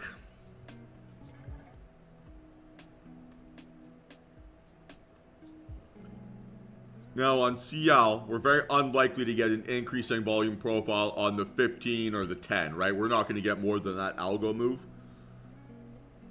But maybe on the 30, we could get something, right, if the risk reward syncs up. Yeah, for sure. You know, if you're going to trade other hours, right, you're going to have to, I would prefer you focus on the indexes that open up at that time, right? So instead of trading, you know, ES or NQ, you can apply these same concepts to the Hang Seng or the Japanese index or whatever it might be, even Korea.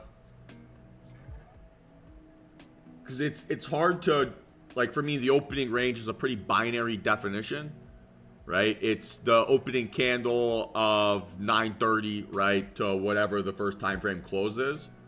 So once you start changing that definition, I think you get in a little bit of trouble potentially over, yeah, what's like possible with it. And it starts to become a little bit more random where it's no longer the same setup. So for me, I would be pretty strict with that setup definition. I mean, you could apply these same risk reward concepts, same risk management concepts, right, to pretty much any strategy and it would work. But I wouldn't want to define the opening range as the first candle of the pre-market session. So that's going to be pretty thin.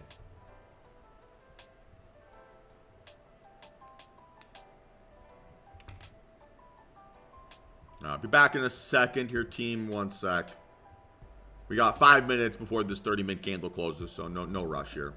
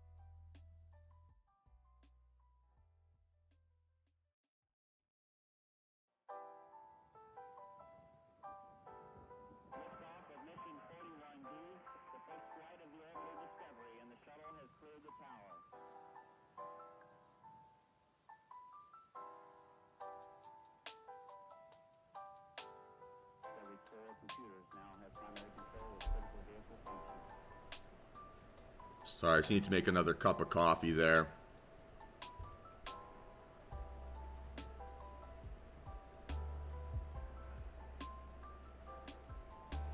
Again, have not missed anything on these 10 mins after these low volume moves.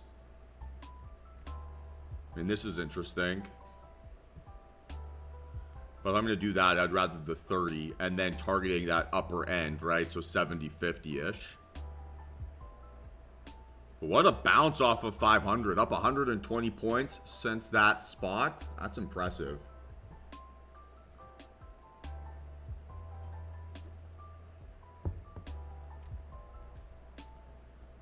How's everyone feeling today? Good?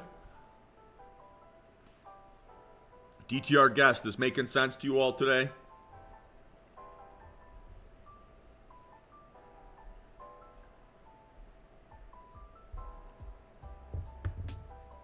Love it, Igor. Love it.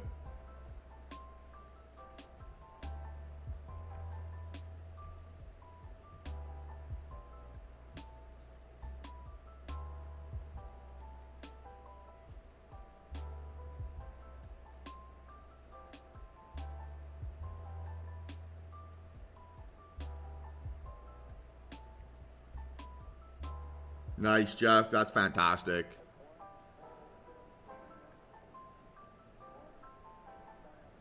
And yeah, today's felt very much in control, right? Which is a great feeling.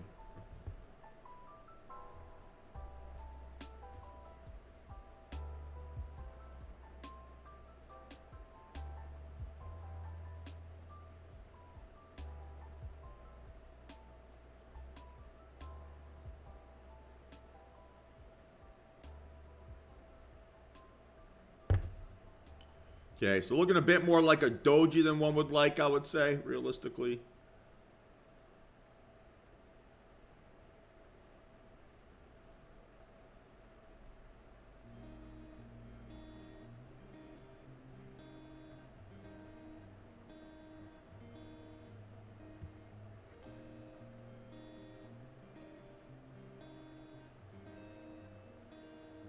Yeah, CL is not going to be tradable for me.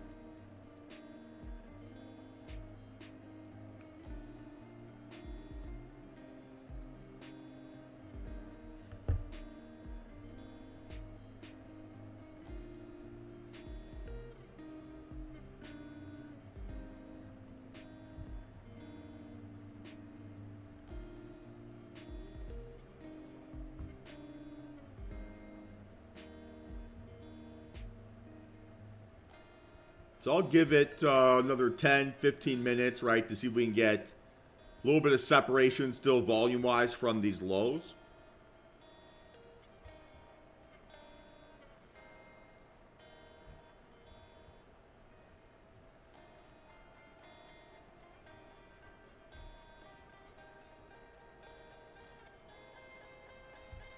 But if that volume doesn't return, then I know the market's waiting, right, for probably something. And we know what that something is.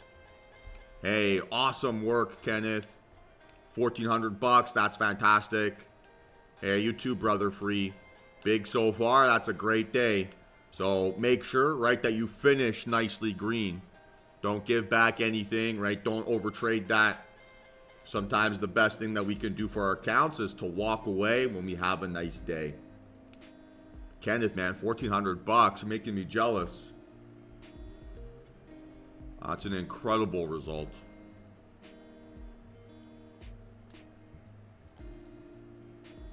So love to see it, team. Love, love, love.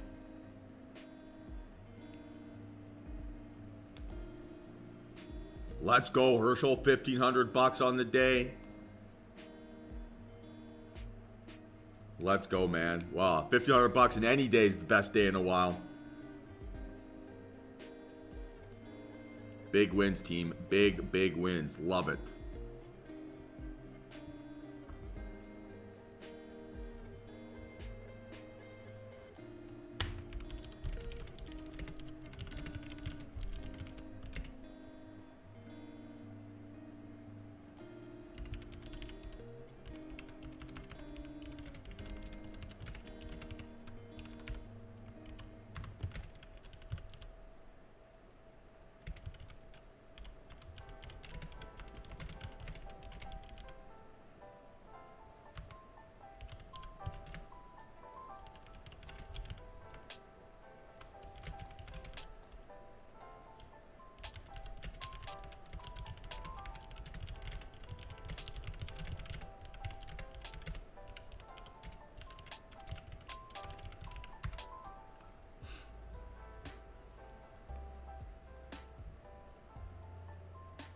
Good man, Kenneth. Good man.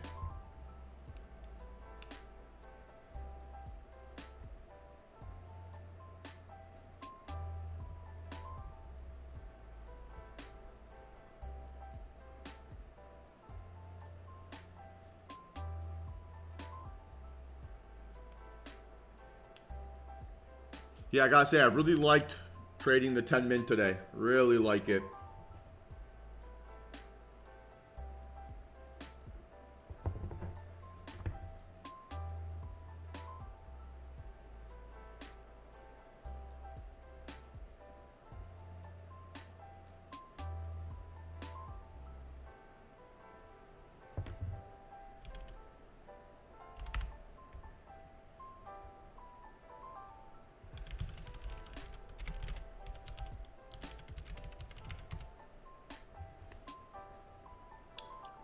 Just feels calm. It just felt very calm, right? Felt very easy to remain in control. Haven't felt like I've even been close to getting faked out today.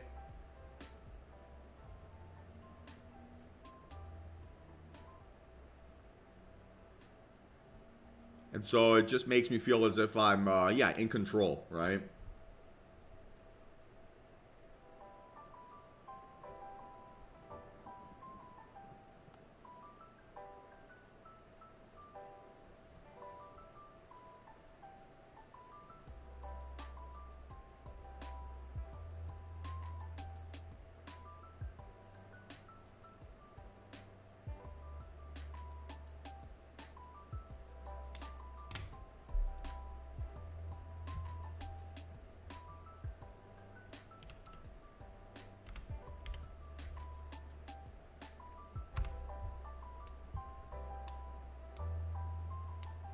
It has felt a lot this week, Frodo. Like, my thesis has been correct, like, on 80% of my trades, but my win rate's been like 50%. So there's been like a decoupling between short-term signals and ability to execute those signals. So it's nice to just see that back synced up a little bit, right? By making a slight little tweak.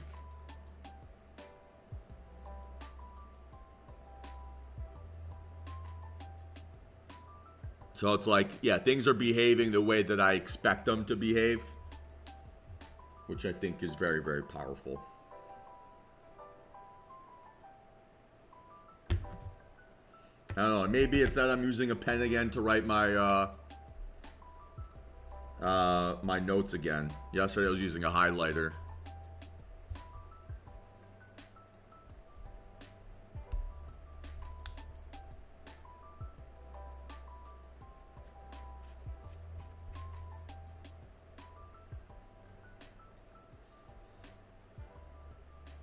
To be honest with you, Norm, as much as I want to give the credit to the pen,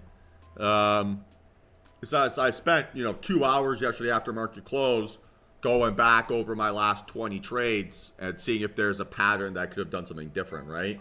And then once you kind of notice that pattern, you can kind of reset and adapt that or apply that to your trading. So I often talk about what the work is that you need to do in trading. That for me is the work. So, Frodo, I do type out all my notes. In my trading journal, right, I have that spreadsheet, right, where I type everything out and I share all that info and do all that kind of fun stuff.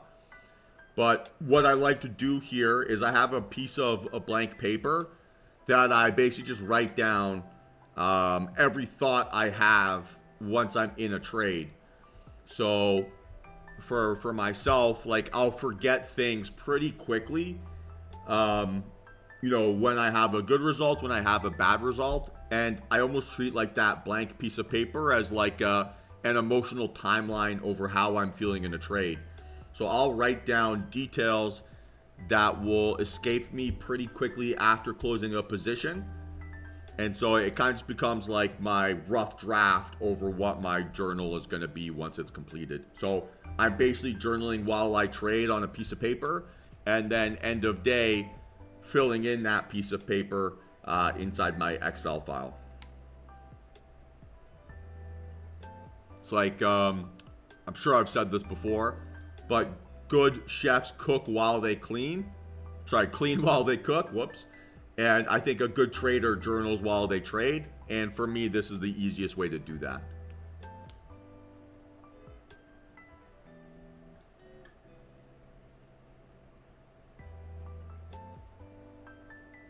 So now we might be getting some rejections here for a move back down towards low of day.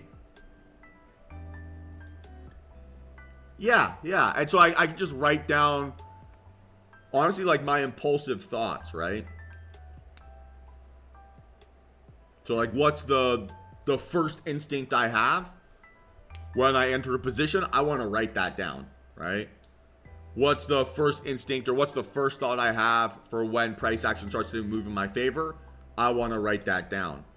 So then I can start to notice, okay, first move moved in my direction, but then it didn't feel as strong as it could have. And if I have that written down, awesome, right? That's a very valuable bit of insight to put into my journal that I would maybe forget or neglect, right? Otherwise.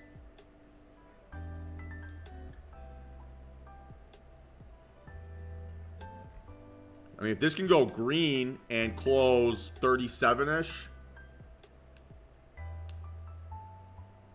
No, it's a good question, Frodo. Not a dumb one at all. I think it's a couple things, right? So if I start to see that I'm making the same mistake here over and over and over again, then I can start to make a plan over what I'm going to do next time I write that down in my notes, right? So for example, like I felt a little bit as if I've been letting trades go from green to red when the reaction hasn't been strong enough, which is why today I decided, okay, I'm going to be a little bit more aggressive protecting my profits so that does not happen. So it's basically understanding like what are the forks in the road that I will come up against, and then what's my plan next time I get there. And by just writing down those emotions, it just becomes clearer for me for what those patterns are, right? So it just becomes a little bit more obvious over what's happening, and then go from there. So in general, Herschel, I would say that there's not really like absolutes like that in trading. There are times where the market is good to me. There's times where the market is bad. But this is like as bad as it can get. And, you know, August and September was as good as it can get, right? So for me to say that it was the worst period of my career is not true. To be the hardest period of my career, not true. But I don't want to give like power of absolutes to things like that. In reality, with your trading income, is there are periods where you crush it, and there are periods where you have to basically just survive. And so every time you gotta survive basically your trading, it's always the most difficult it's ever gonna feel. And every time you're thriving, it's always gonna feel the easiest. So not compounding mistakes is exceptionally hard to do. And yeah, it's kind of like, yeah, it's kind of the way it goes. So I would say in general, like I have probably 2 months a year where things are really challenging, where it's like I feel like I'm fighting demons, right, for lack of a better term.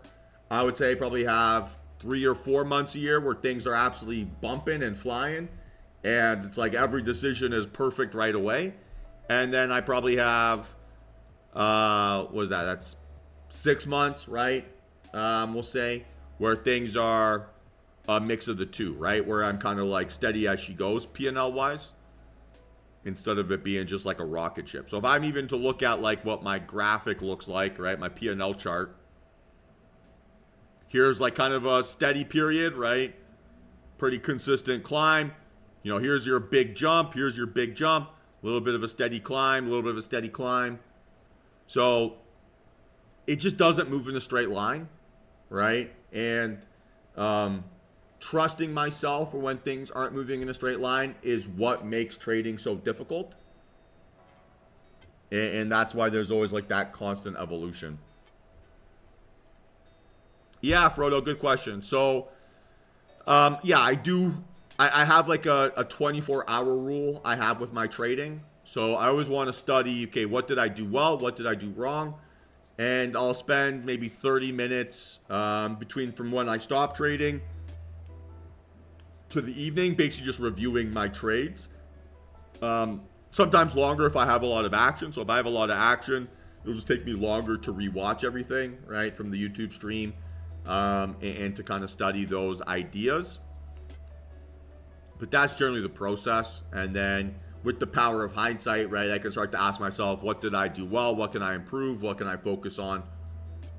And then, you know, every now and then you'll have those like longer review sessions where, yeah, last night from, I don't know, 6 to 9:30 or whatever it was. I'll call it 7 to 9:30. I usually walk my dog around 7 for the last time.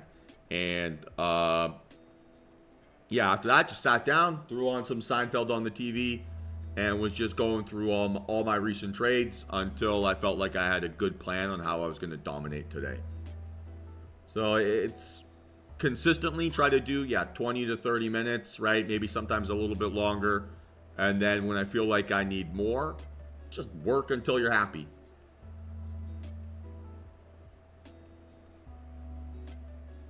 And then generally on the weekends, I'll spend either a Saturday morning or a Sunday morning, or sometimes during Red Zone, a period of reviewing my week.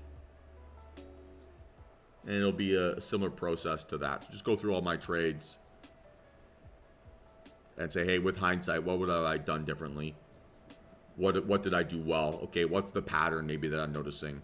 And just the more detailed my notes are, right, then the easier it is for me to remember how I felt like in those periods, right?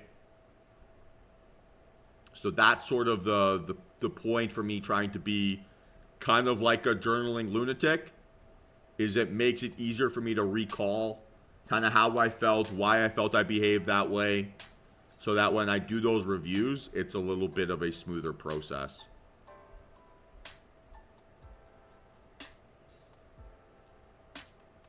So I think I have another opportunity here for a short.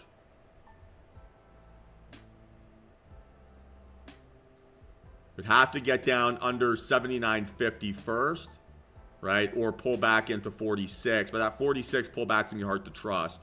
So we'd like to see a breakdown here under, that low of our confirmation candle. And then a retest of that as our potential entry. So as is, stop loss would have to be 97, we'll call it. And it might be bigger than that.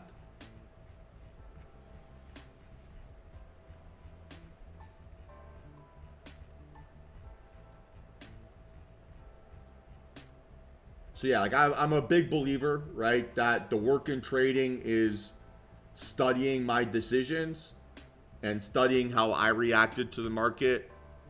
As much as it is studying the market, right? Because I'm accountable to myself. I'm accountable for why I chose to do something. I've never been forced to place a trade, right? Never had that gun to the head moment where it's like, if Michael, you don't place this trade short on NQ, we're gonna kill Ricky. That's my dog's name. Like, that's never happened, right? So I'm personally, there we go, accountable for every action that I decide to take. And so I need to be willing to admit that to myself, swallow my pride.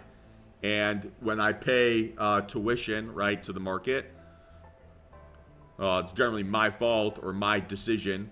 So I should study that, right, and be okay. Oh, I mean, that dog gets so much love, Mike. He doesn't have any doubts.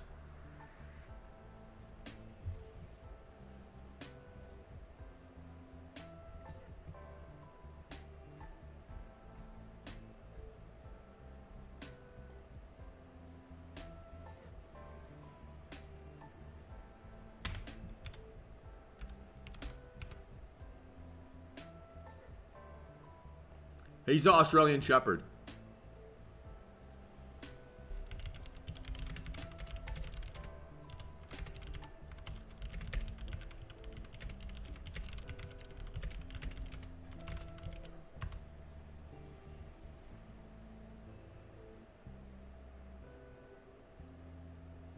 Oh yeah, I'm gonna have shepherds for the rest of my life. They're the bond you build with them, even though they're lunatics. It's impossible to want anything else.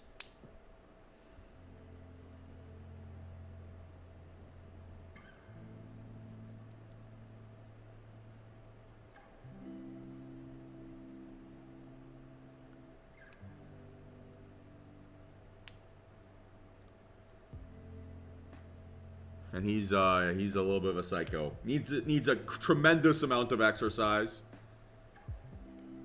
Needs a tremendous amount of attention. But he's my little best buddy. What a good boy.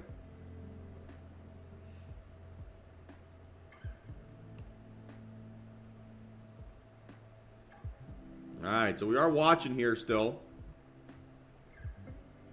And guys, this would be a one contract play, right? This would be a one contract play.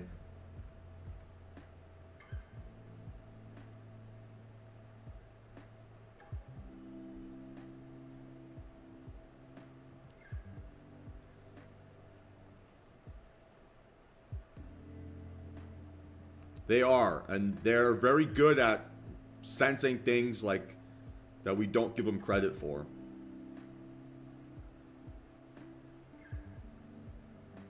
Oh, good. I wasn't gonna correct you. I know you're not putting your dog into a shepherd's pie.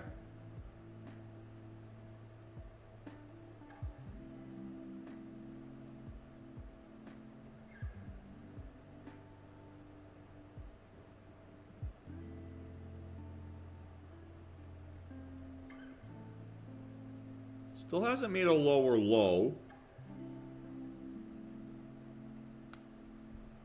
So a pullback technique could still be in play, but I would need to get it to be like 27, right?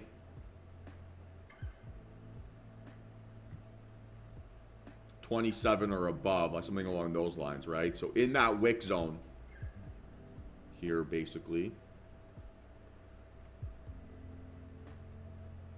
Right, before that's considered reasonable.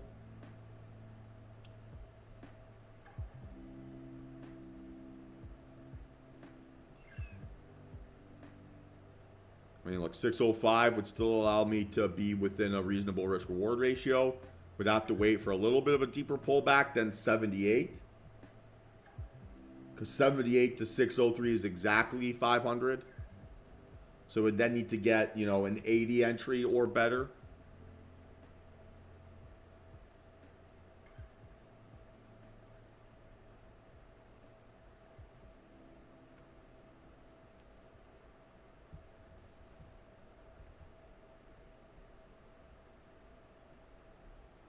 So we'll call it 606. Right, so I need to see 81 or better as an entry on a pullback after we make a new low through this confirmation. Now it's 11:21. A little bit of overtime here.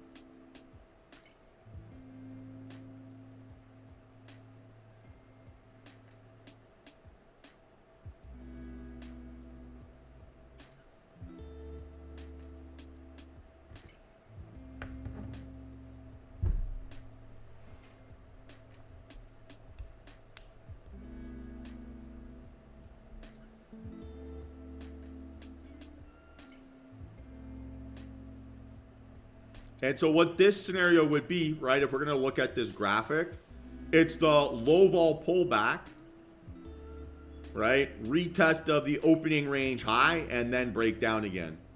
So high vol breakdown, low vol pullback relative to that high vol breakdown, retest the opening range low, and then now, right, confirmation candle and increasing outlier volume. So still very much a system play here.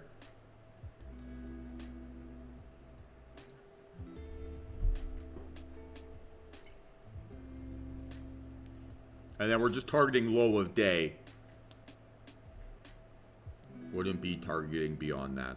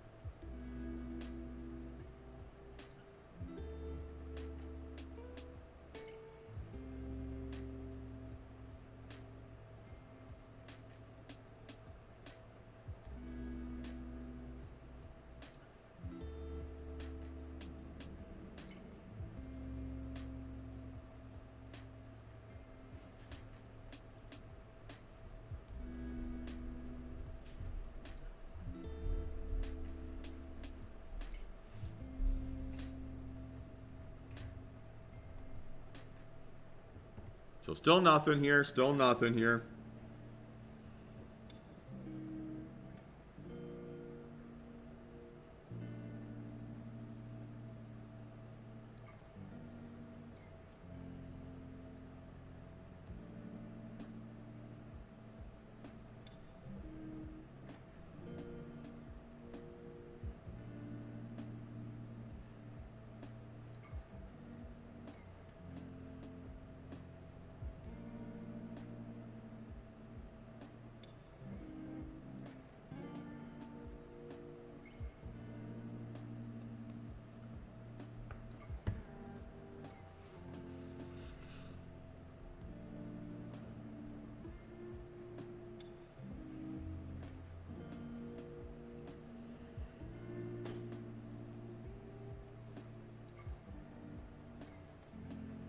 Okay, so still watching here.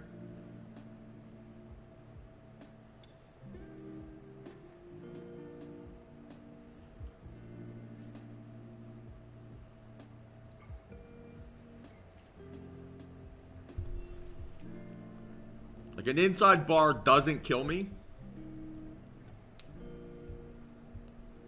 But we generally would like to see moves happen faster. Yeah, that's just me being impatient, but in general. Okay. So I need to see a breakdown under low, right, of that confirmation candle, and then a pullback into 81 or better, right? So we've got a few things that need to sync up here. So still another 5 points to go, 6 points to go. And then, right, we need a 3 or 4 point pullback, right, to justify pulling the trigger.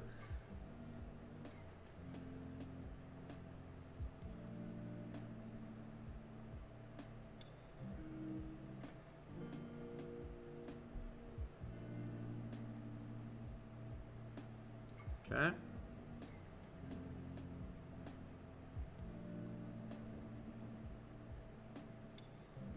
So there's that breakdown under. Now I want to see a gentle pullback right into the 80s.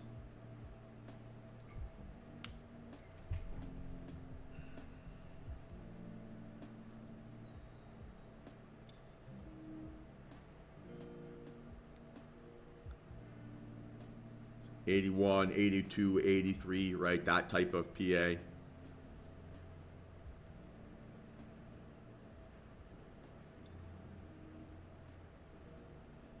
So watching very closely here. No rush.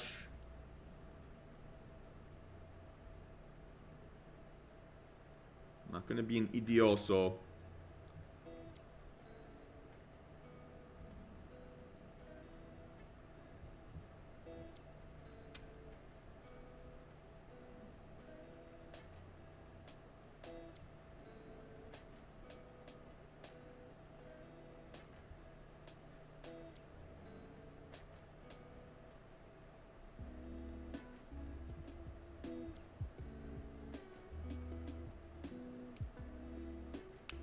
So it gave me the move I wanted, but without the pullback that I needed, right? So it could still happen here.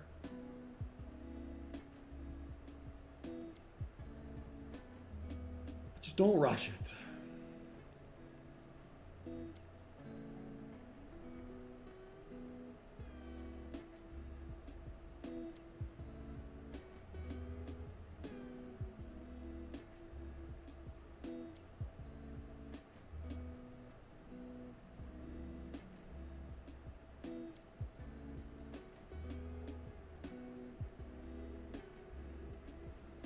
So it needs to hit that red line, right? This one here. If it doesn't, I'm going to happy to walk away. Nice green day. Do not have to do anything stupid.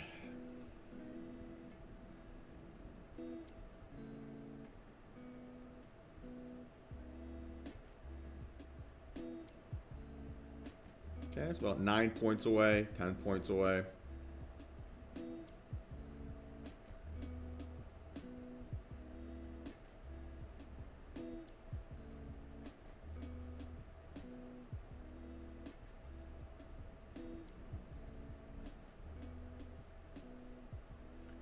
Are you with me?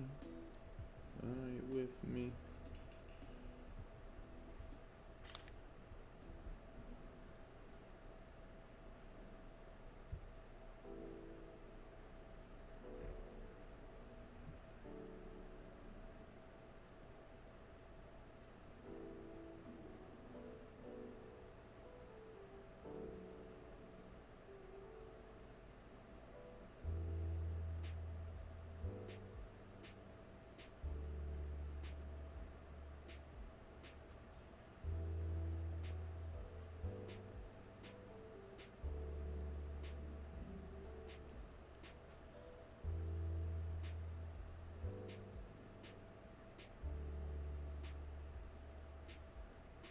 Okay, so now I might be able to do the aggressive technique here. I'm able to get tighter risk reward, right?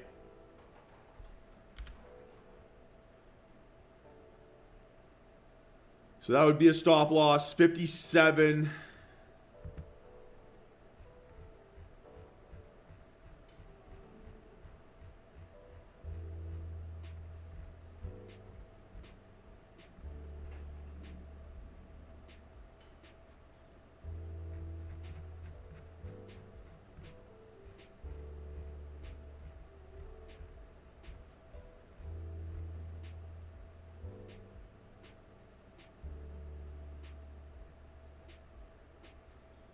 Okay, so watching closely here still.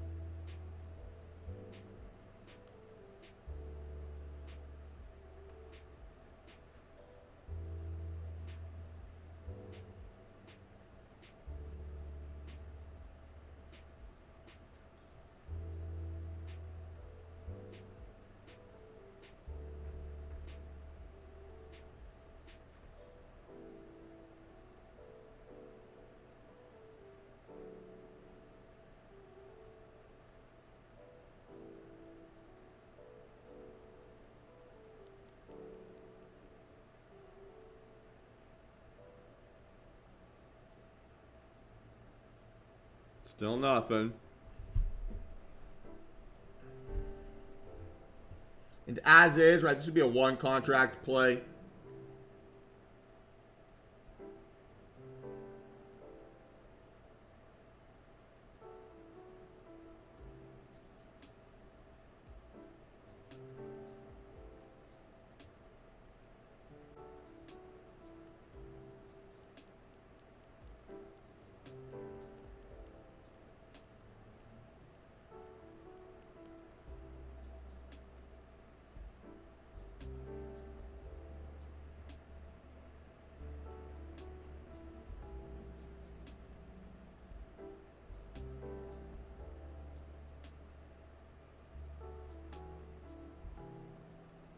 Okay, so watching very carefully here. Just watching this reaction to previous low, right? That's really what I care about. So far, it's not really acting as support for a downside move, which is why I haven't pulled the trigger. Right? It keeps moving through it like butter. Right?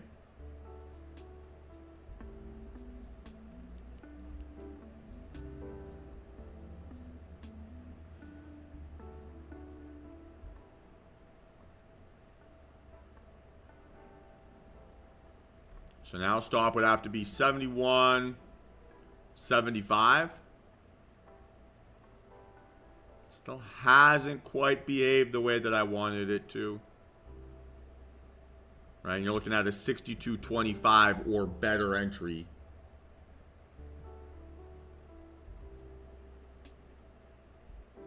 So say stop loss 72.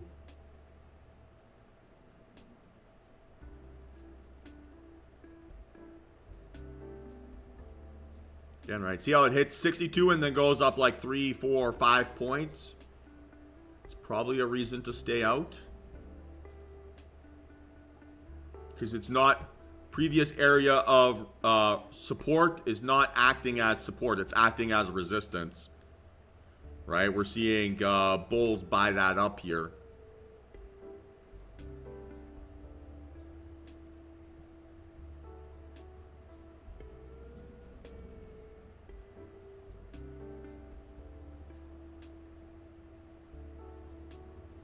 So instead of being a greedy egomaniac, I might just walk away. Another fake out above 72, we'll call it, and I'll be off for lunch.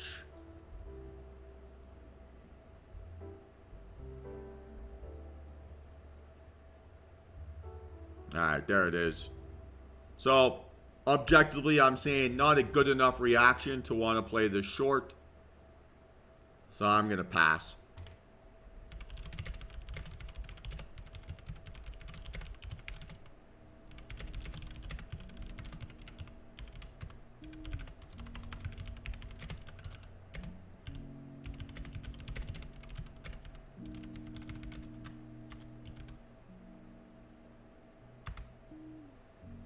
Any questions here, team? Any questions?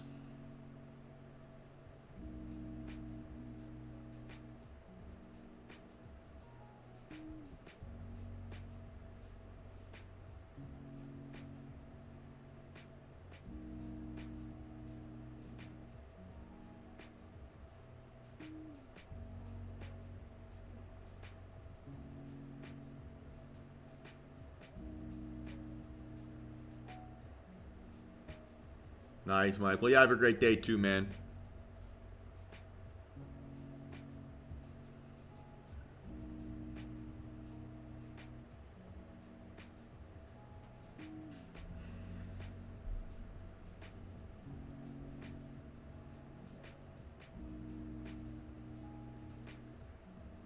Yeah, you too, Frodo. Yeah, 100%. The later on we get in the day, the harder it is to get the super smooth price action. But we also know markets are now waiting, right, for NVIDIA. So, I'm good. I don't need to do anything else here today. Nice green day. I can't really complain.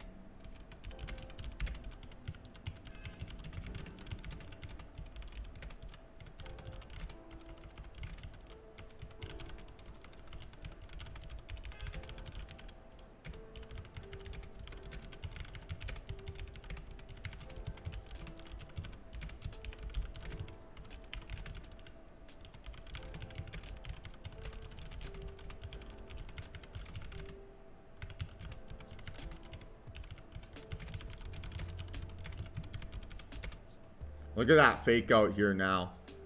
So NQ now 92, right? So we read that well.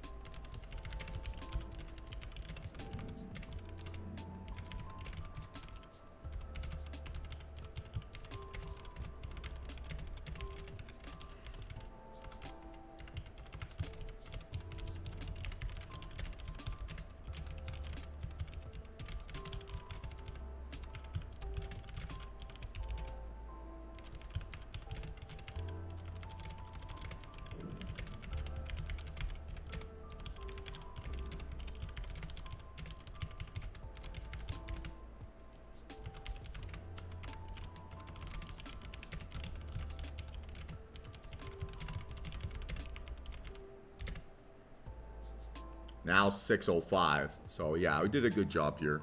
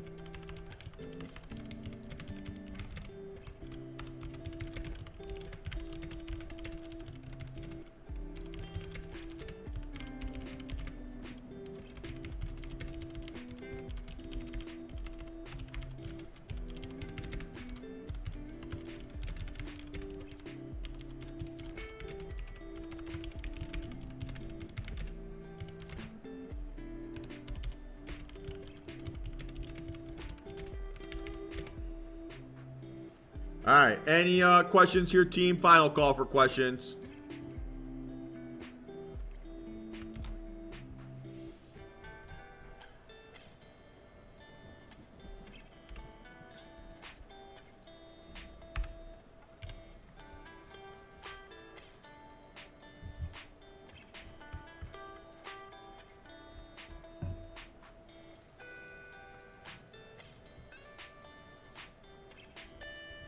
Hey, no, my pleasure, Chad. Hopefully you learned a lot today. Yeah, what a decision to have avoided this.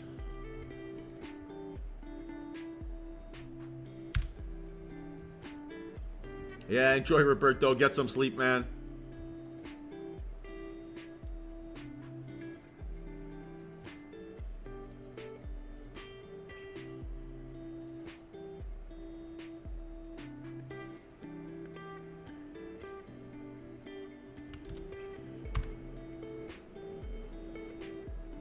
All right, team. Good, good, Chad, good. So, same deal like always.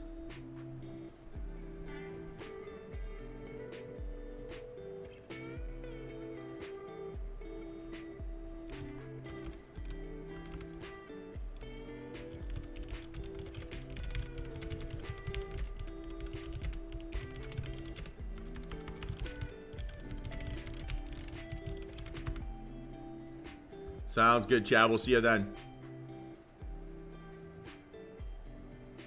All right, DTR members. So have yourselves all a fantastic rest of the day. Great trading day here today, right? Really, really well done. And more of the same for the remainder of the week. So I'll see myself probably only trading the 10 min, right? Time frame for the rest of the week. That seems to be the move here in the short term.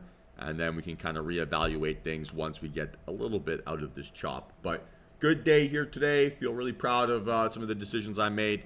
Didn't really trade my ego, traded my process. And if I can focus on that on a daily basis, I'm going to crush it. So well done here, everybody. Proud of you all. Jealous of some of the P&L days that you guys put together for yourselves.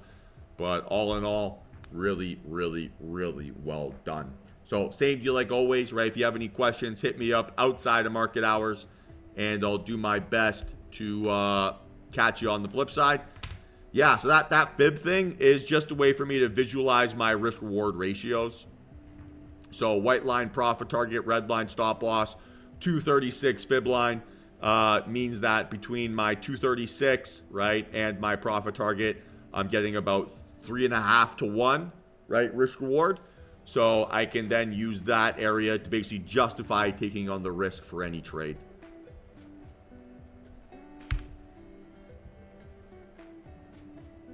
So it's just a way of me being able to map out my risk reward zones.